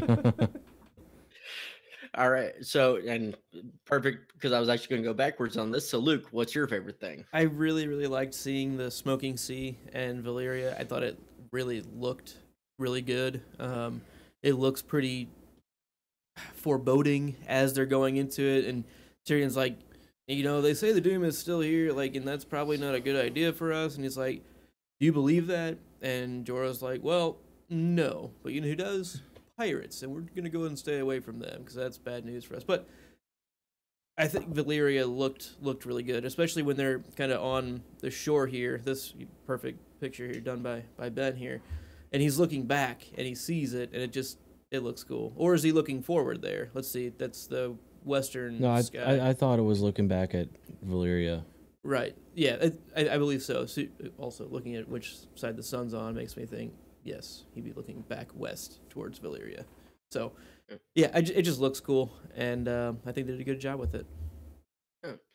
So my favorite thing, of course, is the dinner scene. I loved the fucking confrontation between Sansa and Rams and Reek, with Ramsay just needling every fucking nerve he can get, and it was just so awesomely uncomfortable that I just couldn't help but laugh and smile the whole time. Glenn, how about you? Yeah, so I think everyone remembers that Aemon Targaryen was kind of the inspiration behind Nike's "Just Do It." I just like that speech where like John basically just comes up to him, "Hey, Maester Aemon, like I got this thing that I'm wanting to do," and he's just do it. Right. But you Fuck haven't heard what I want to do. And then Aemon's like, I got 99 problems, but your shit ain't one. The real villain was Eckersley because he knew he was blind and he still said fuck him. It sounds familiar. Okay, you gotta name the reference. Fuck on that one. guy, said Eckersley. Mike Birbiglia, stand up. Oh, Look at okay. I'm like, it sounded familiar, but It's hilarious. yeah. So, all right. So, our other podcast is the podcast that must not be named, which is a chapter by chapter read through of Harry Potter and whatever fucking adventure he's on at the time. Right now, I think we're on book 4. I know we're on book 4 because I'm doing all the goddamn summaries for him. But it's hosted by Luke and Melissa, our sister Melissa, who you met a couple weeks ago. They do a great job. It's spoiler free, great for families to listen to. It's a fun way to spend your money. They come out on Sundays. I listen to them at first day on Mondays because it's a good thing to do at work. But it's a fun time. They are very introspective and very insightful into all the stuff on the show, but they keep it to where anybody can understand it, especially me, which, that's saying something.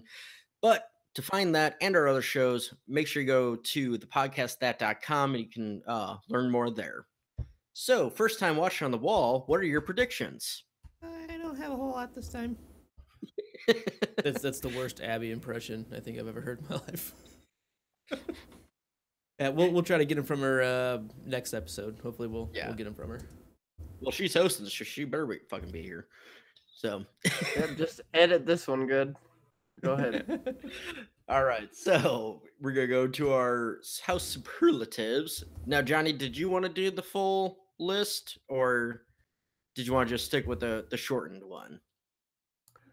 What, the whole thing I filled out? I filled it all out, didn't I? You might as well go ahead. Well, Luke only had up the short list. Well, you could have unhid them. That's all it is. I don't know how to unhide them. Really? You don't know how to unhide cells Wow. in an Excel sheet? Yeah, I don't see the long list. I didn't see that. So, now I see them. So I'll start with Glenn here, and you can fill in the ones you don't have if you want to. I'll try. All right. So Glenn, what's your house name? House name is Glenn of House Dog. What are your words? You miss 99% of the shots you don't take. What's your sword? My sword is Johnny Utah. Who do you pray to? Or what region are you from? We pray to the Vale. And what region do you pray to? We are from the New Gods. What's your horse's name? Horse meat. Animal? Rich the Flying Squirrel. Your home? The castle at Beast Mountain. What's your paper? The Moondor Bee. Who's your famous ancestor? The Duff. And who's your house minstrel or fool? Berube the Barf. And what's your Twitter? At Popsicle Stand. Any final thoughts? Not really. Just I like the episode. All right, fair enough. I don't know. I don't have anything. Fair enough. Well, I'm Ben Slivehouse McLean. My house words are "It's dangerous to drink alone." My house sigil is 3 golden triangles on a field of red and black. My house sword is Konami because they make blades of steel. My house region is the Reach. My house religion, we pray to the gods of tits and wine. We ride Peach all night long. Aries the Phoenix is my bird. Ancestral home is Tower of Hera. Watch out for Mordorn. we read the Daily Sun. My great uncle John, who's the savior of winter celebrations, is my famous ancestor. My minstrel or fool is Nickeldum, the dancing mime, the singing mime. There we go. And my personal Mr. Twitter Mime. is at Sly McLean. Final thought is, again, of all the episodes, this was one. But it was a fun one because I do like the Bolton stuff. You know, it just makes me smile. Luke, what's your house name? I am Lucan of House Blackmead. What are your words? Ours is the drink. What's your sigil? An obsidian black chalice on a gold and blue checky background. What's your sword? A Valyrian steel axe called Sweet Sting. Where are you from? The Stormlands. Who do you pray to? Dem old gods. What's your horse's name? Cherry. How about your animal? Old Paris the parrot. What's your home? The Black Cask Keep. And your newspaper? The Drowned Word. Your famous ancestor? Ashmere Rivers. You'll learn more about him later. Maybe. Will we? What's your Twitter? My personal Twitter is at Luca Ferocious. And your minstrel? Dingle. Or fool? Tinkle. Dingleberry. Dingle. All right, Johnny. Oh, no final What's thought? your house I don't name? get a final thought. No Are you You ready? don't get a final thought. I don't No, get- I don't fuck get a you. final- Never mind. Okay. Oh, yeah, my so Luke, house. what's your final thought? Sorry. Kill the boy, Jon Snow. Winter is almost upon us. Kill the boy and let the man be born. And also that Peregrine took Yeah, it also reference. The closer we are to danger, the farther we are from harm. They'll never expect it. All right, Johnny, what's your house name? I'm Johnny B of House Crazy. And what's your words? Where are my meds? What's your house sigil? Brown leather straitjacket on a field of raven scat, yellow as soiled snow.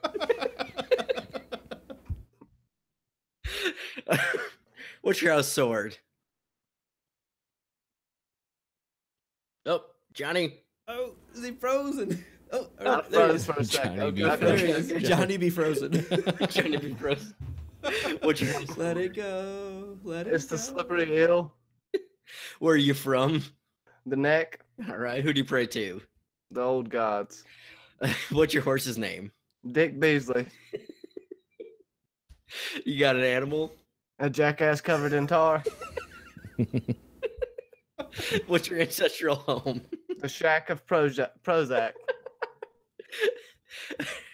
What paper do you read?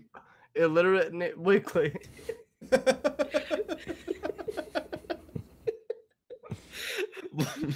Who's your famous house ancestor? Sir Taserface of House Sarcasm. Got tased in the face once. Oh, that's what happened. How'd you That name- makes sense. How'd you name like that? Oh, I got tased in the face once. What's your Twitter? At Johnny B Crazy, all capitals JBC. All right, and who's your house minstrel or fool? The real James Franco, aka Hellhound. Nice. And final thoughts for this episode. Whatever I'm doing, don't do it. Like it. All right. So become a Patreon to get access to our epilogue episodes and stickers. Learn more at patreon.com/stayimaginary. For all the ways you can help keep our beer bank full, check out thepodcastthat.com/support us. Follow us on Twitter at Know and Drink. Send us a digital raven at knowandrink@gmail.com. Subscribe, like, rate, and leave comments on iTunes and YouTube. It really does help us out, especially when you hit that like button on YouTube. And until next time, as always, I don't know, so let's just drink. As always, don't turn your back on the wolf pack. As always, winter is coming, and so am I. As always, sleep with one eye open. And as always, stay imaginary. Imagery. Imagery. How do you know this? That's what I do. I drink and I know things.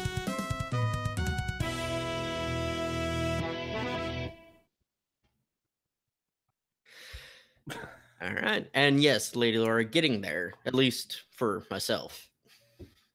Yeah, I'm half lit. Lenny, how you feeling?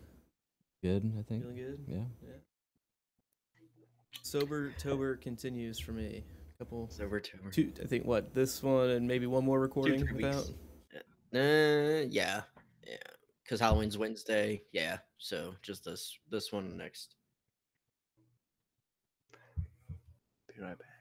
So Yep. all right. Yep. All right, we want to do an epilogue for difference Yeah, for Eamon and kind of Different- just focus on that a little bit. Different strokes. Do we want to do that, or do we want to do as we were doing all the way through, just book to show differences? We Yeah, can knock it out still fairly. I mean, I quick. don't care if you have something big, like go ahead and say it. But usually, I think I like do this for like book v show. Okay. All Let right, me Johnny, you good? You still with us? go make water. Bio breaks, all I need. Yep. All right, Same here. I'm gonna put the making water thing up, and streamers will be back shortly. Yes. All right.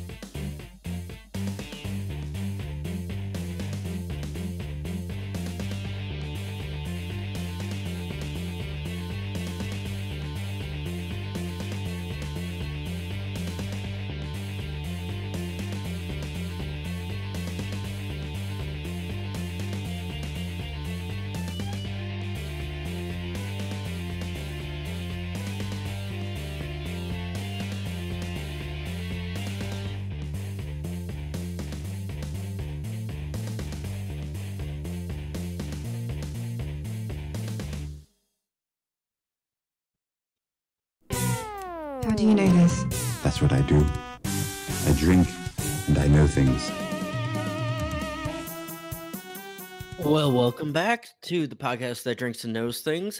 I'm Ben. This is our epilogue episode. We're talking about season 5, episode 5, Kill the Boy. Our show title was particularly ripe tonight. So, as we've been doing lately with season 5, when we have a special guest on, as much as we tried to do, we are going through scene by scene, kind of area by area, talking about the differences from book to show, what we liked, what we didn't like, what were kind of some of the differences that we noticed. And so, first, we're going to start off. Actually, no, I can't be rude because there's a whole new show. Hi, Luke. Hi, Glenn.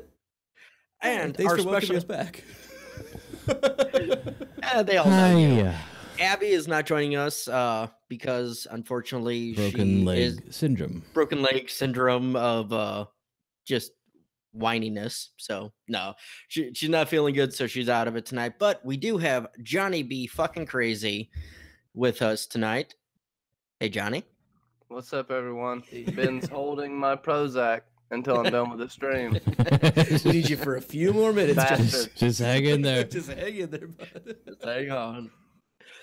So, like I was going into, we're going into scene by scene. So we're going to start in Marine with Danny, Grey Worm, Missandei, Barristan, his daughter Zoe Kravitz, Dari 2.0, a bunch of other people, dragons and leaders and all that shit.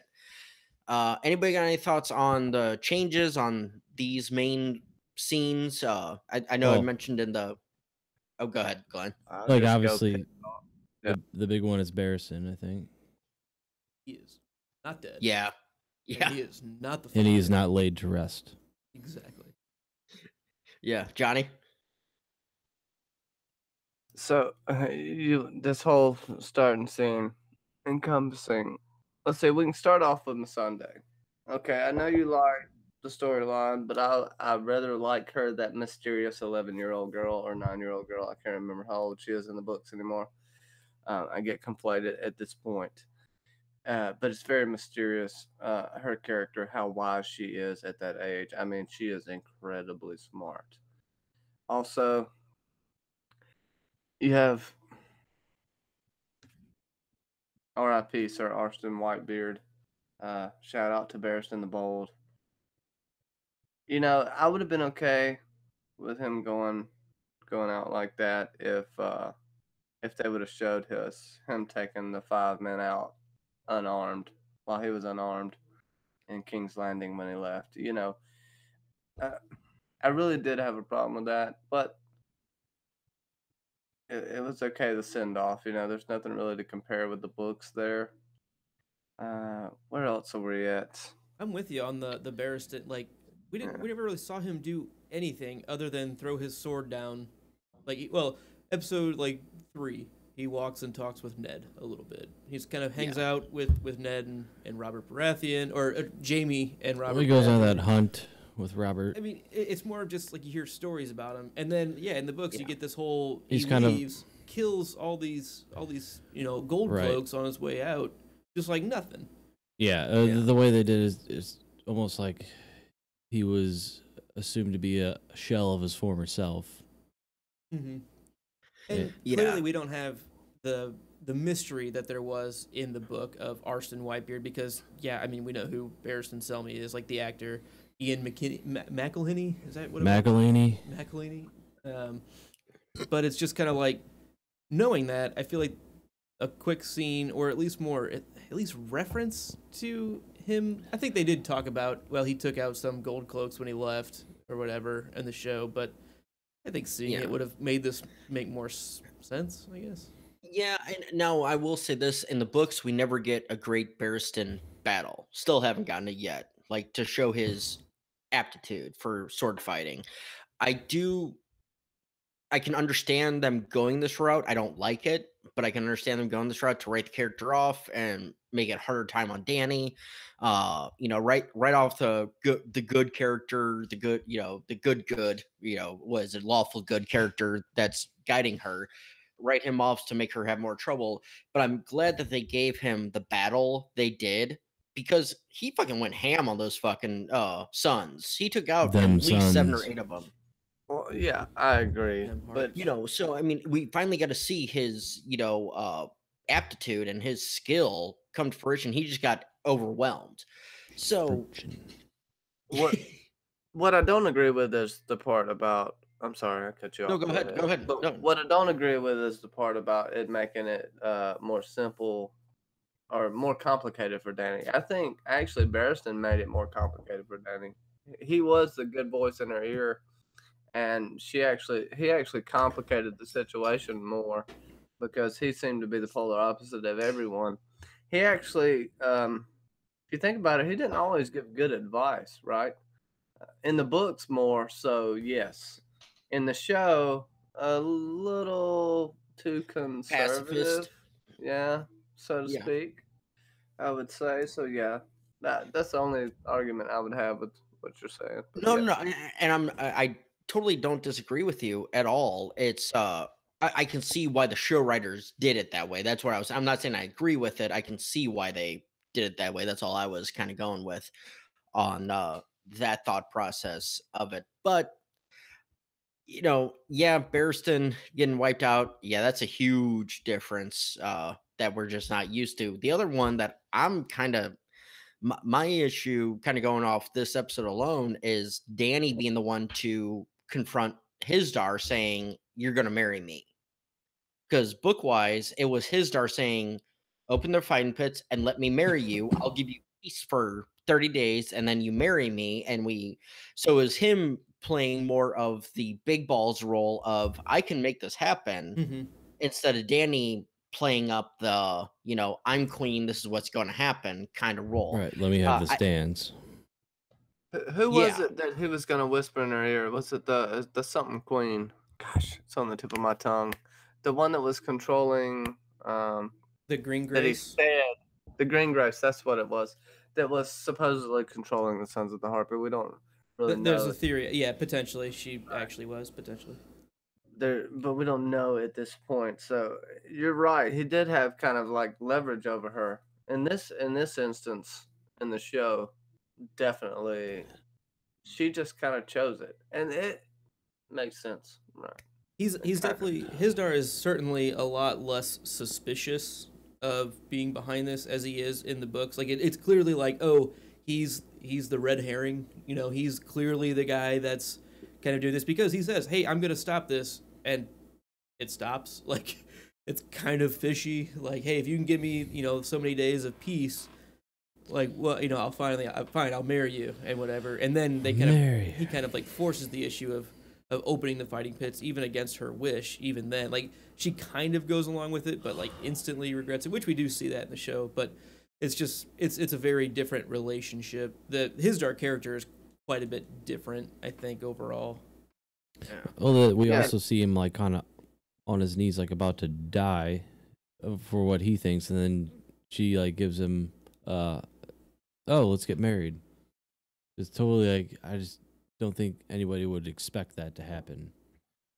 Yeah, like I said earlier, like she go with the fighting pits, like fine, like hold on to the marriage card for like a day. Yeah, sleep on it. Sleep on it.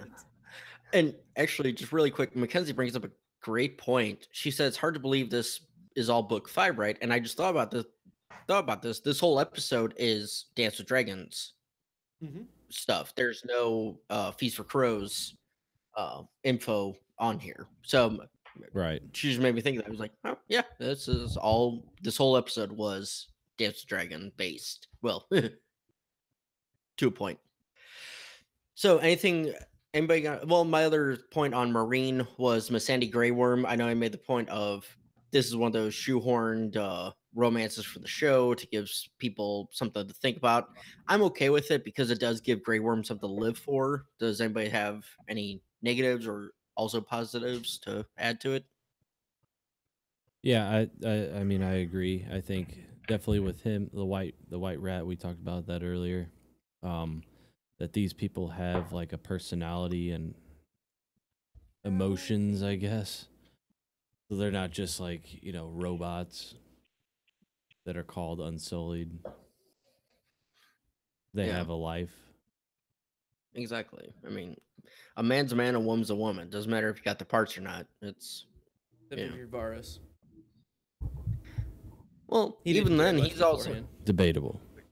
If you care. but debatable. He has said in the past, you'd be surprised what I'm interested in. So he's interested in something. Just depends on what that is. The realm. Exactly. He's all about them orgies. He wants the whole realm orgy. That's yeah.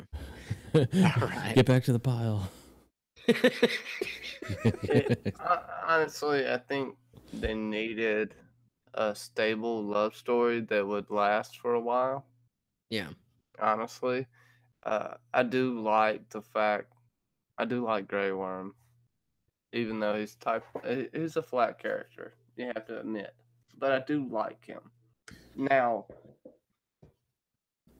as far as the relationship goes, I think it feels semi-forced, but they do it in such a way that it's okay with me. But you're right, it does humanize the Unsullied because they are still kind of dehumanized in the books. They're not really humanized in the books yet. So it does, we'll see something like that coming in the books, but not with Missandei, of course. But I'm sure they're mixing her with some kind of character that we haven't even noticed yet, right? Do you think they're doing that? Possible? That's a good question. That is. I don't think so. I think they're consolidating a bit, trying to just I think this is another Ollie scene, kind of maybe not consolidation. I think it's more of an Ollie's type. They're trying A to baby. force this in. This one fits a little better than the Ollie, So I think it's exactly like Ollie. They're trying to, or like Raz. It's taking one Yeah. character and putting a whole group basically into that character to humanize or give a certain generalized characterization that this character can fulfill. We've seen some other, we've seen it in the show too. White Rat.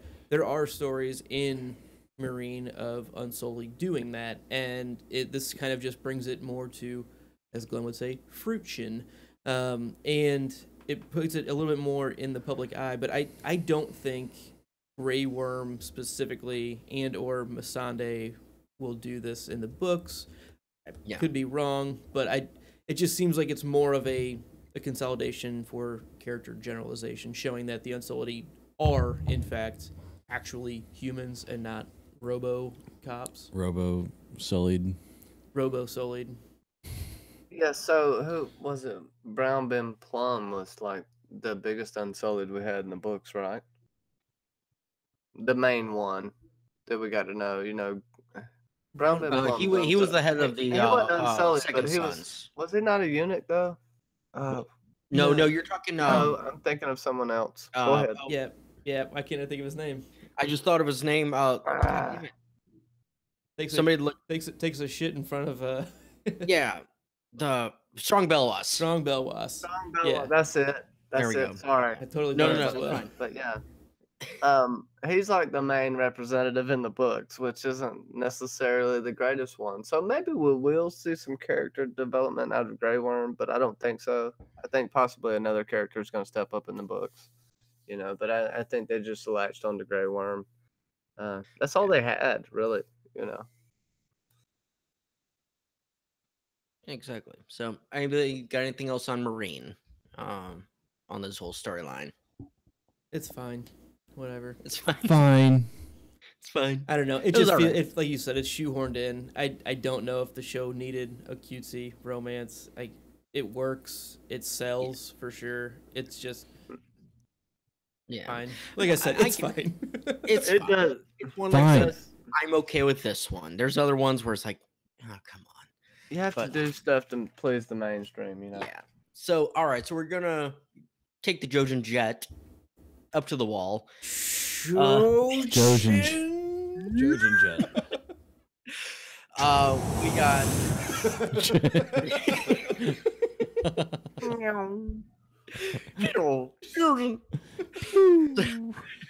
Sonic Trojan. Yummy. So we got Sam, Eamon, John, Tormund, John, Yarwin, Thorn, Ed, Sam, Stannis, Davos, and all of them. I'm trying to read them all through. Yarwin- I mean, this is Yarwinism.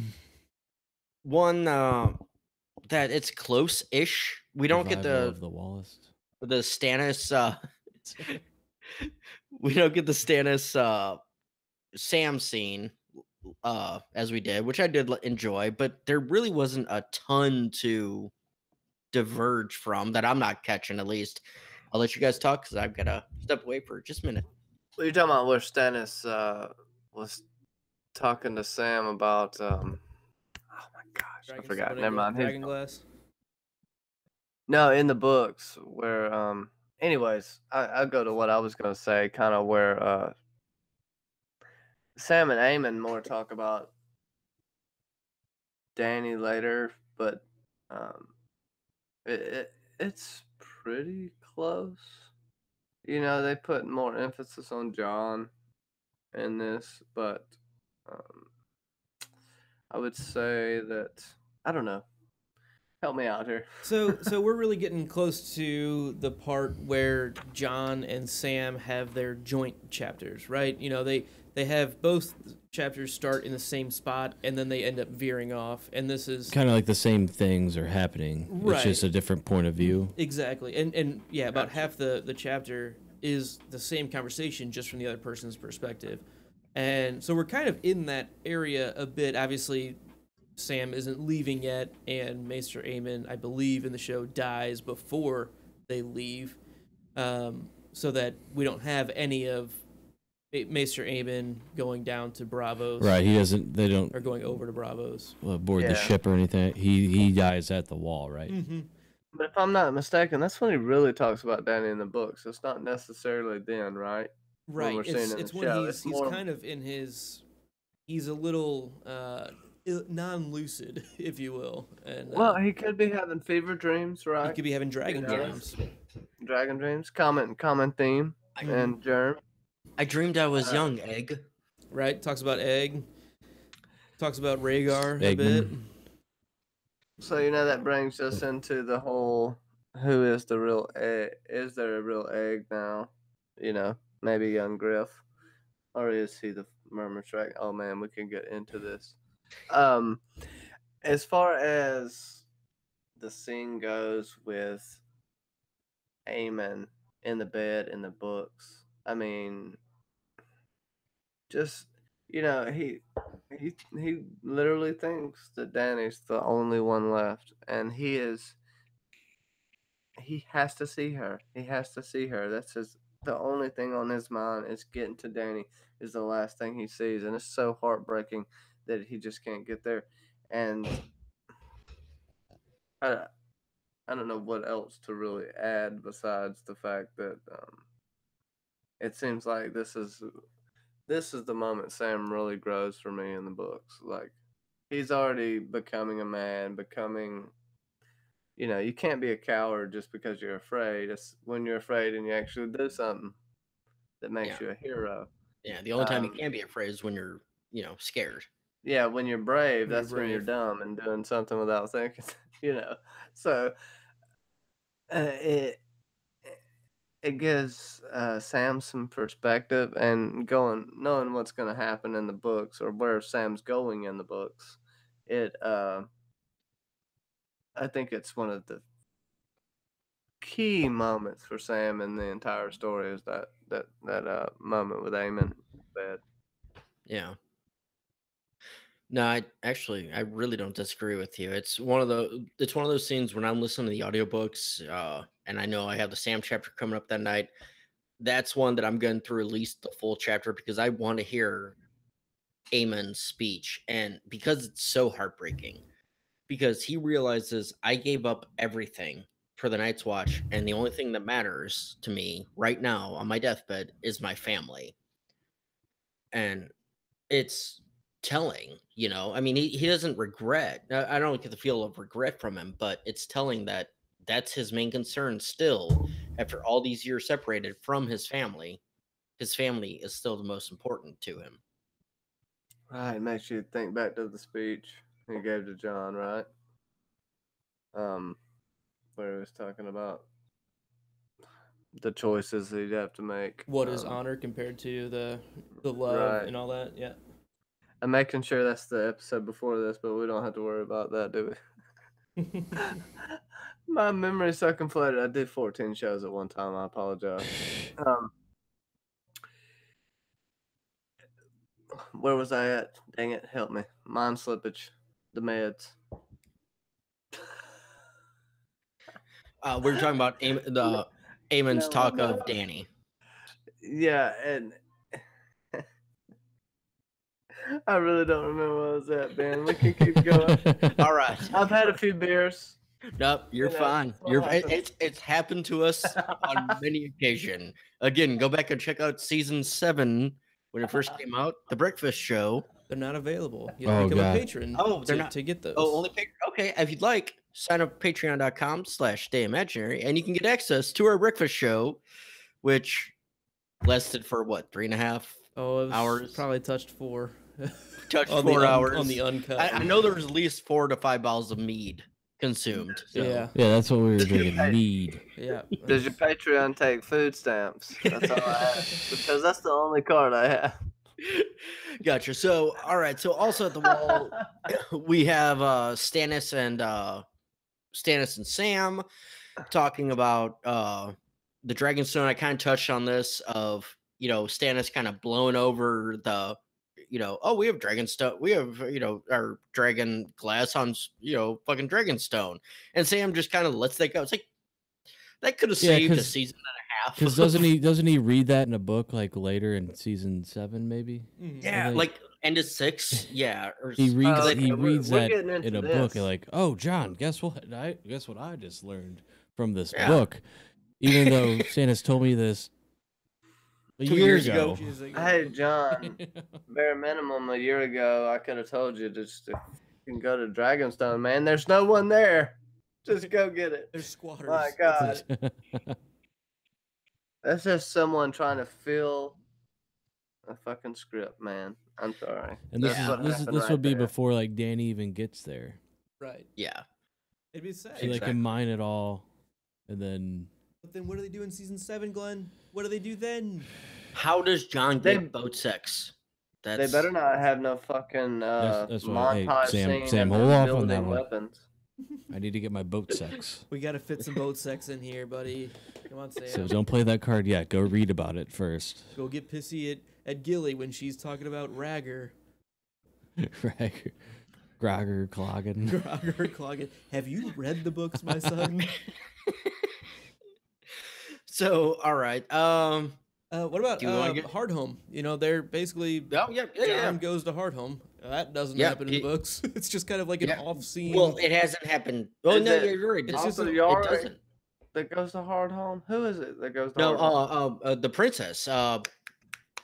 Val? Val? My girl, Val. Yeah. Val? Val. You're a and girl. the one- Easy. My God. One of the, No, one of I'm the Night's Watch She's goes. the one from the show she's my girl, not from the show. Well, she That- won. She won my March Madness bracket. Mine too. Yeah, No Johnny. doubt. No doubt. we did a March Madness of guys and girls, and me and Luke had Val winning, but that didn't quite happen for the Well, that's you the know, queen rest of of the it, free but- folk, man. oh But yeah, They sent there was a Night's Watch that went with them. It wasn't Yarwick. I'm trying to think of who it was. Was it someone from Eastwatch? Damn, I gotta get up on my book knowledge more. yeah, I have to finish my current reread. I'm halfway through Feast, so I haven't retouched on some of these chapters very recently. But they send someone up there and they hear of some shit that happens. Mother Mole And- and Mother Mole's keeping everybody at Hardhome. Yeah, and don't they automatically lose some ships on the way back before we even find out? You know, No, they lose a lot of shit. book-wise, basically Val showed up and because that's the thing, Tormund was actually at Hardhome in the book-wise. Okay. Tormund was up there and Val showed up, convinced Thought he him was to at come the back Bridge of down. Skulls. My bad. Yeah. No, and I could be wrong about this, but I'm pretty sure because that's when we get the scene of John meeting Tormund outside the wall saying, okay, turn over all this, give me your 100 children. And the next scene after Val showed back up, so Val went up to Hardhome, but there was an attack from it wasn't on the scale show wise does it, but there was an attack on Hardhome from the Whites, from the Walkers. So it's one of those of, but still, I like this consolidation of John being the one who has to go up there instead of sending an envoy. I mean, I'm all for it. I'm pretty sure it's my favorite episode of all time. So What, Hard Home? Hard Fair Home. enough. It's Hard it's Home, fucking yeah. awesome. It's just good. It's one of the best cinematography, and it's just a good story. It's a great episode. Yeah, it's not very soft. It's really a good. hard. Do you notice that all the whites don't die when John kills one of them? Did you ever Yeah. notice that? I don't know. That's just one thought. I Oh, that's a good point. That's a very good point. I never really thought about that. Well, it's not all the whites, but we don't see the ones that aren't. We don't see 'Cause- any extra ones fall. Is all I'm Because saying. talking about vampires, as we were with Roos and everything, Yeah, both my times. theory was the whites are vampires. If you turn those certain ones, they become yours. We just don't see his followers fall. So I'll kind of throw that tinfoil explanation towards you.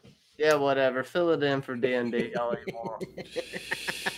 Let me drink some more fucking beer. Damn straight. Anything else? Anybody got anything else on the walls? On the wall? Nope. Nope. All right. Glenn? What, at the wall? All right. No, nothing. On the wall. All right. Well, could I say I wish the wall was a little more snake-like in that's like in the book, so it would look cooler. Yeah. But At least the 'cause, western half, right? they had to go along the natural formations. They couldn't like take the rock away where it was, so that's why it was snaky in the Yeah. book. So that's what one little peeve I have. Snake wall. Completely fair. Snake wall. Hashtag snake wall. Snake wall. We need a snake wall.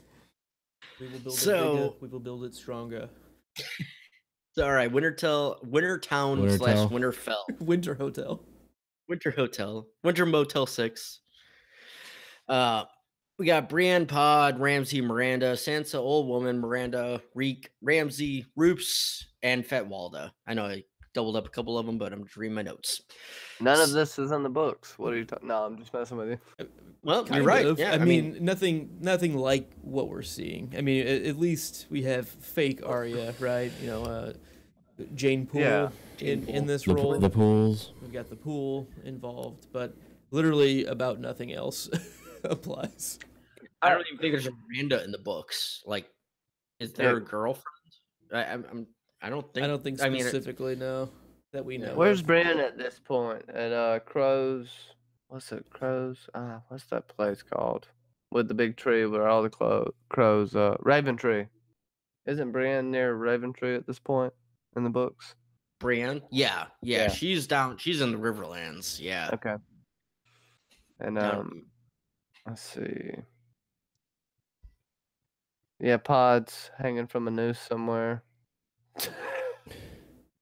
I mean, yeah, basically. I mean, Lady Stoneheart is involved a lot with what Brienne is up to. I mean, that's Yeah. essentially where we're at. Sansa, So this is what- nowhere near here. Nope. Yeah, this is where Reek they're is really there. starting to deviate, right? Yeah, Yeah, a lot of this is completely fabricated. We don't have the ghost of Winterfell with Theon, all of that, with basically what leads to the washerwomen around there who help Theon We have with- no with Jane Mance. Poole, right? Well, you mean the Bard? Well, yeah. Well, book wise, it's Mance. Bones. I mean, In the pink letter, it's Mance. It's not. We don't know for sure what's going on with Mance at the time. But there is it very easily could be Mance Raider. That all gets into pink letter theory as well. Yeah. So I mean, it's this scene again. I love the because I like the chaos. I like the assholeness. I like the evilness of Ramsey. But beyond that, yeah, there's so much wrong with it. that I don't know. I just not a fan of the storyline itself. And like the Of candle the thing, change. like put a candle up there, like that's like just fucking go in and get her. like What if she's I land- already I mean, if I tried. see one in the Well- North Tower, and you'll come see me, or some shit like that. It doesn't make sense in the sense as why, oh, you like this light, I gotta come get you. Yeah, right. Go get her, right? Look. Right. So if That's my it makes cue. no sense because when she goes in, either way she's gonna have to go in through the guards or sneak in. So why don't she just go kidnap Sansa?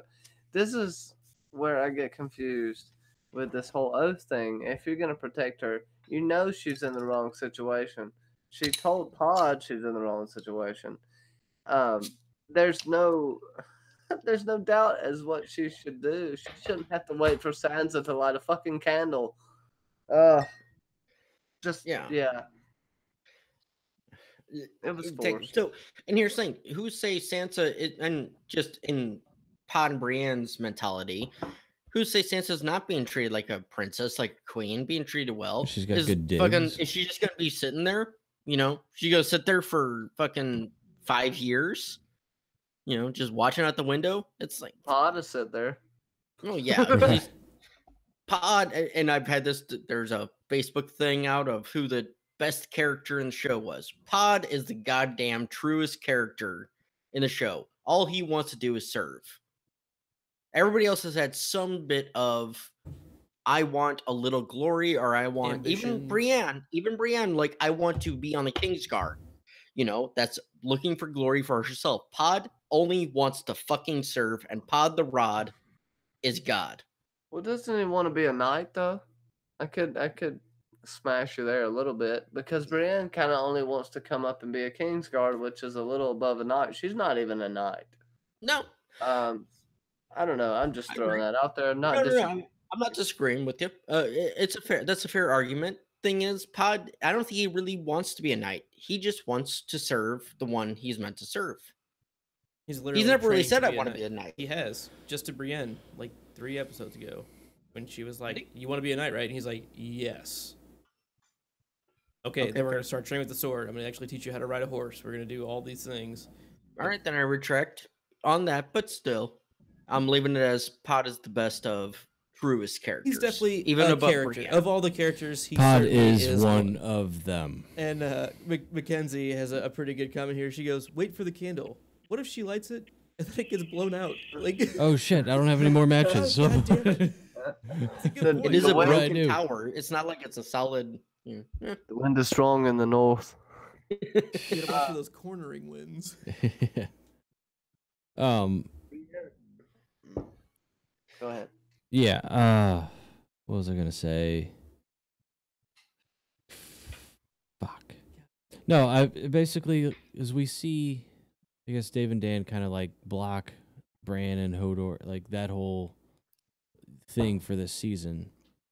And I think this is definitely a collaboration that just to keep, I guess, Sophie Turner and like some of these other characters on the payroll, if you will, instead of just making up new characters and shit like that, and paying these new people, and then eventually we're gonna have to pay them and these other people that are gonna come back. Like, I think they kind of probably drew a line in the sand when it came to Sansa and the digs, because it was just like, well, she's one of the more popular characters, probably makes more than your average character, so we have to keep her. She's getting paid more than She probably had a contract, I guess, where they had to pay her anyway. So they're like, well, why don't this shit happens? Why don't we just have her do that? Even though it doesn't really make a whole lot of sense or anything like that, but I think that's all it was. It's just she's on the payroll, so let's just try to fit her in somewhere. No, and I agree. They didn't play up the Jane Poole thing being taken in season 1, so it should have seen something like this coming as book readers to show watchers, but it's still one of those of, God, damn it. It sucks, but I like the way Sophie Turner, at least in this episode, she's handling it fairly well, especially the snarkiness to Fat Walda and Ramsey of this place isn't strange. This is my home. It's the people that are fucking weird, you know. And who here thinks that Sansa's back in her old bedroom? Like Back in her old, legitimately, old digs, or her old digs are now her new digs. I don't know. I'm saying there's a good 75% chance that it's her old digs. Doesn't yeah. she have a different bedroom in season 7, though? Yes, she takes the Ed's master and- suite New digs. with the master- hot springs. the master digs. in the ensuite. Yeah, I would also want to throw in that she takes in, is it Alice Karstark's role? Mm-hmm. That flicks Yeah. to the wall. Yep. She also takes on that role, so it's kind of them not wanting to branch out as well. Because the Elaine Waters was a great storyline, just like Alysanne Martell was a great storyline. Why didn't they try to crown Yeah. Marcella. Marcella Queen? I had Martell on the brain, but like they could have went really good with these storylines, and I don't want to say went the cheap way. They went the easy way. It seemed like. Oh, I think part of it was, I think Glenn's kind of touched on that. It is a bit the cheap way in number of characters. I mean, the books that we have right now are still expanding, and the show, they had already clearly made the line in the sand that Glenn coined. That they were like, you can't say that without referencing me. Like Glenn would say, I'm referencing him, but no. So like, I feel like they had been. Dave and Dan clearly decided we're doing 7 seasons, and then I think they got pushed to 8, which shows in certain ways. But they completely cut Ariane Martell, all of the Darkstar Dorne stuff, all of the Alaras the Snake in the Citadel. I mean, the Sand Snakes in general have been completely cut down to simplify it. The Ironborn completely cut down to simplify it entirely, and I can't blame them. If you're trying to wrap the show up, there's no way you can introduce that many new storylines. But the problem really comes in when you take a character like Sansa, who we've seen developing over the past 2.5 seasons to actually become a player. She's been in shitty situation after shitty situation, learning how to play the game, and just to be thrust into this where it's like, oh well, she has no say or whatever, and they just completely undercut all of the development that she's gone through. That's, I mean, plus the rape scene. I mean, it's fucking awful, but Yeah. it just completely undercuts all of the value that the character has worked towards, and it's character assassination, and that's the part that I have the biggest problem with, along with the rape. I mean, fucked up. Yeah. I couldn't agree with you more.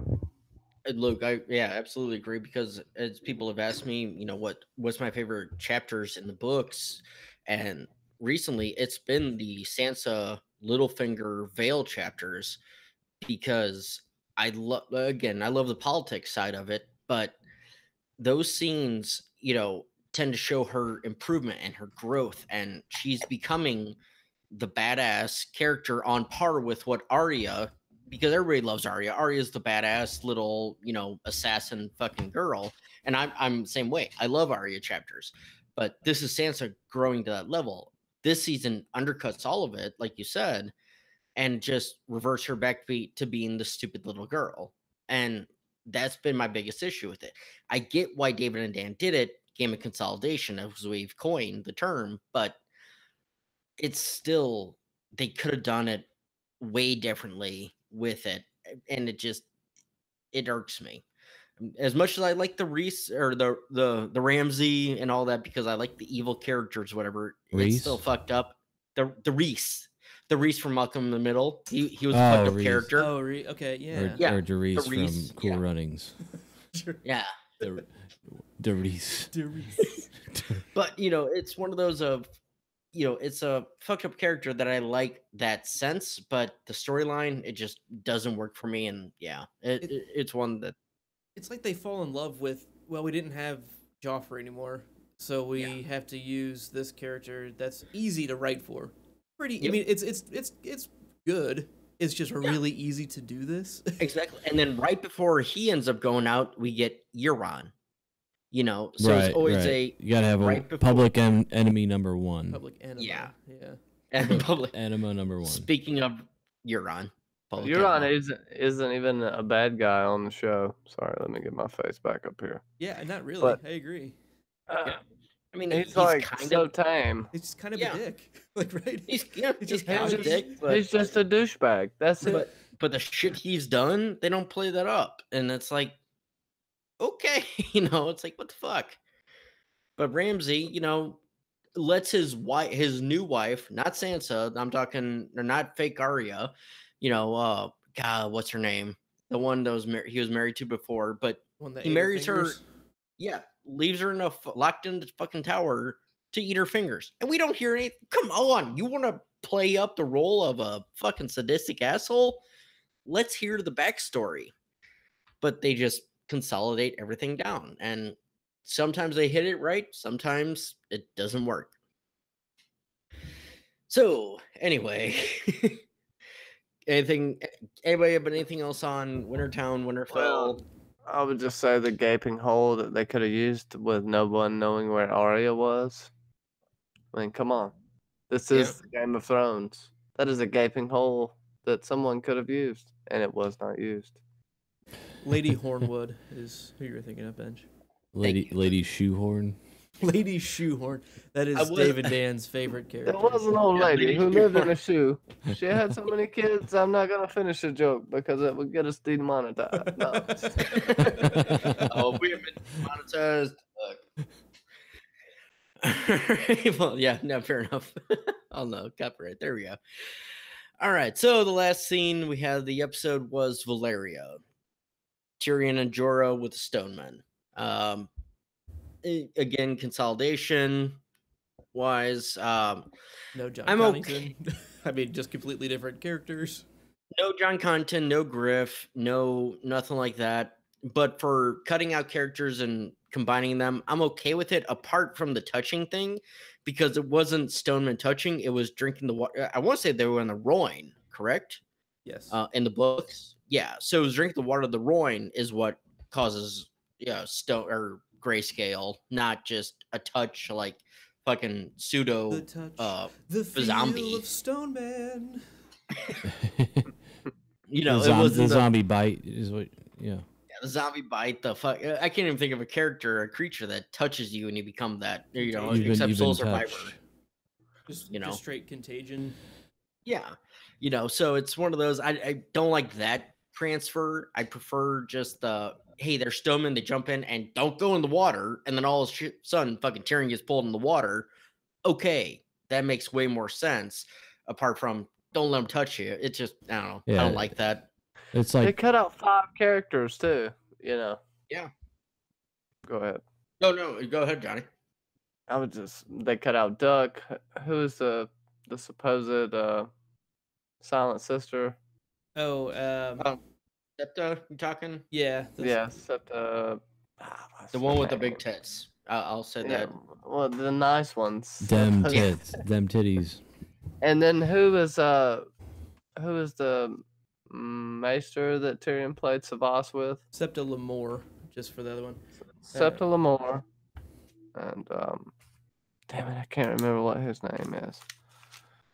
But anyways, yeah, they cut all that out, which I think key storyline into figuring out who Tyrion is, key storyline into figuring out what's going on behind the scenes with Varys and Illyrio.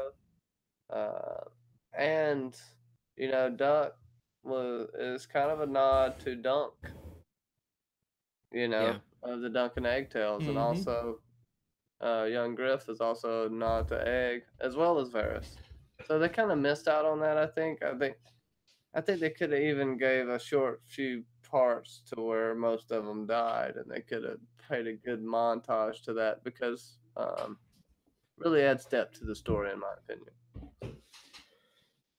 It definitely makes it a lot less, oh, it's just Danny and John that are involved. Like, Yeah. because that's really what it's coming to for the show. It's just like, oh, there's the Danny and John team, which is like the team of everybody involved. Like, and there's the bad guys, which is Cersei. And then there's the really bad guys, which is the Night's King. And it's simpler. And Yeah. I'm not saying that's always a bad thing. It just feels cheaper compared to the depth that we get. Yeah, and I'm gonna give a shout out. LMR had a stream earlier tonight with Tony Teflon, who's a YouTube guy with doing Game of Thrones stuff, and he had a great point of when she asked him, "What's your least favorite thing about the show that they've done?"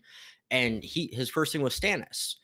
They could have easily taken Stannis to bring in the young Griff story of, instead of Stannis being defeated at the Battle of Winterfell or whatever, take him down and let him pick up with Dorne and all that. And there's an easy way to consolidate characters into another storyline. Do it that way. And I never thought about it before, but yeah, that would have been perfect to do. But instead, you cut, the whole Griff, the whole John Connington, everything out, nothing there. And yeah, you're either Team John, Team Danny, or, as in my part, Team fucking Ramsay, because fuck yeah, true leaders of the North. Well, he does. He does die. We learned that today. He does die. Oh, I'm Team Magical Baby. Only that flies around only like a show he bird. has died. He has not died in the books yet. Just saying. Stannis is gonna kill him. I think Matt's gonna kill him in the books. The battle on the icy lake. I'm ready for it. That's gonna be an awesome one of the books. Yeah. Hashtag Disney ending. By the way. Yeah, that's. Honestly, I see David and Dan being such big dicks. They're not gonna go with the Disney ending. They're gonna piss so many people off. You think Bran's gonna wake up from the coma at the end? That's what they're gonna do. They're gonna pull a Lost on us. No, wait. Season 7 never happened. He wakes up. Yeah. None of them ever happened. Yeah, We're that's back to season season one. one. Like Bran wakes up from the fall. Yeah. It's all a premonition. And he wakes up. He's just like, oh, it was Jaime Lannister. He was fucking his sister. And then like it's just a completely simplified story because they just kill the Lannisters. There's no War of the Five Kings, and it's just kind of done. No, here's the thing, because they left it out in the fucking show. Bran opens his eyes. Winter. Done. Black screen. No, and the funny, he has this like dream or whatever, and then he tries to like make all this stuff come to fruition, and he like tries to become, the three-eyed raven, and then the people are, that's not a real thing. They're like, yeah, Bran. No. Oh, go ahead. Say, Bran's walking around, walking around Winterfell, trying to fly, flapping his arms. Yeah. And shit. You know the one way that would make me happy though, if it's all a dream for Bran, he wakes up and just starts saying corn. Corn King. Corn. Snow. No, corn. Or as Mackenzie says, or he wakes up and it's just a park in Westworld. Yeah. That's hilarious. Yeah, it's definitely like Dallas, that old show. It was all a dream. Yeah, no. Brown Ben Plum that stole one of the ravens, one of Morgoth's ravens. I want the raven, man. That's all he wanted. I've got a touch of dragon blood myself. Oh, you do.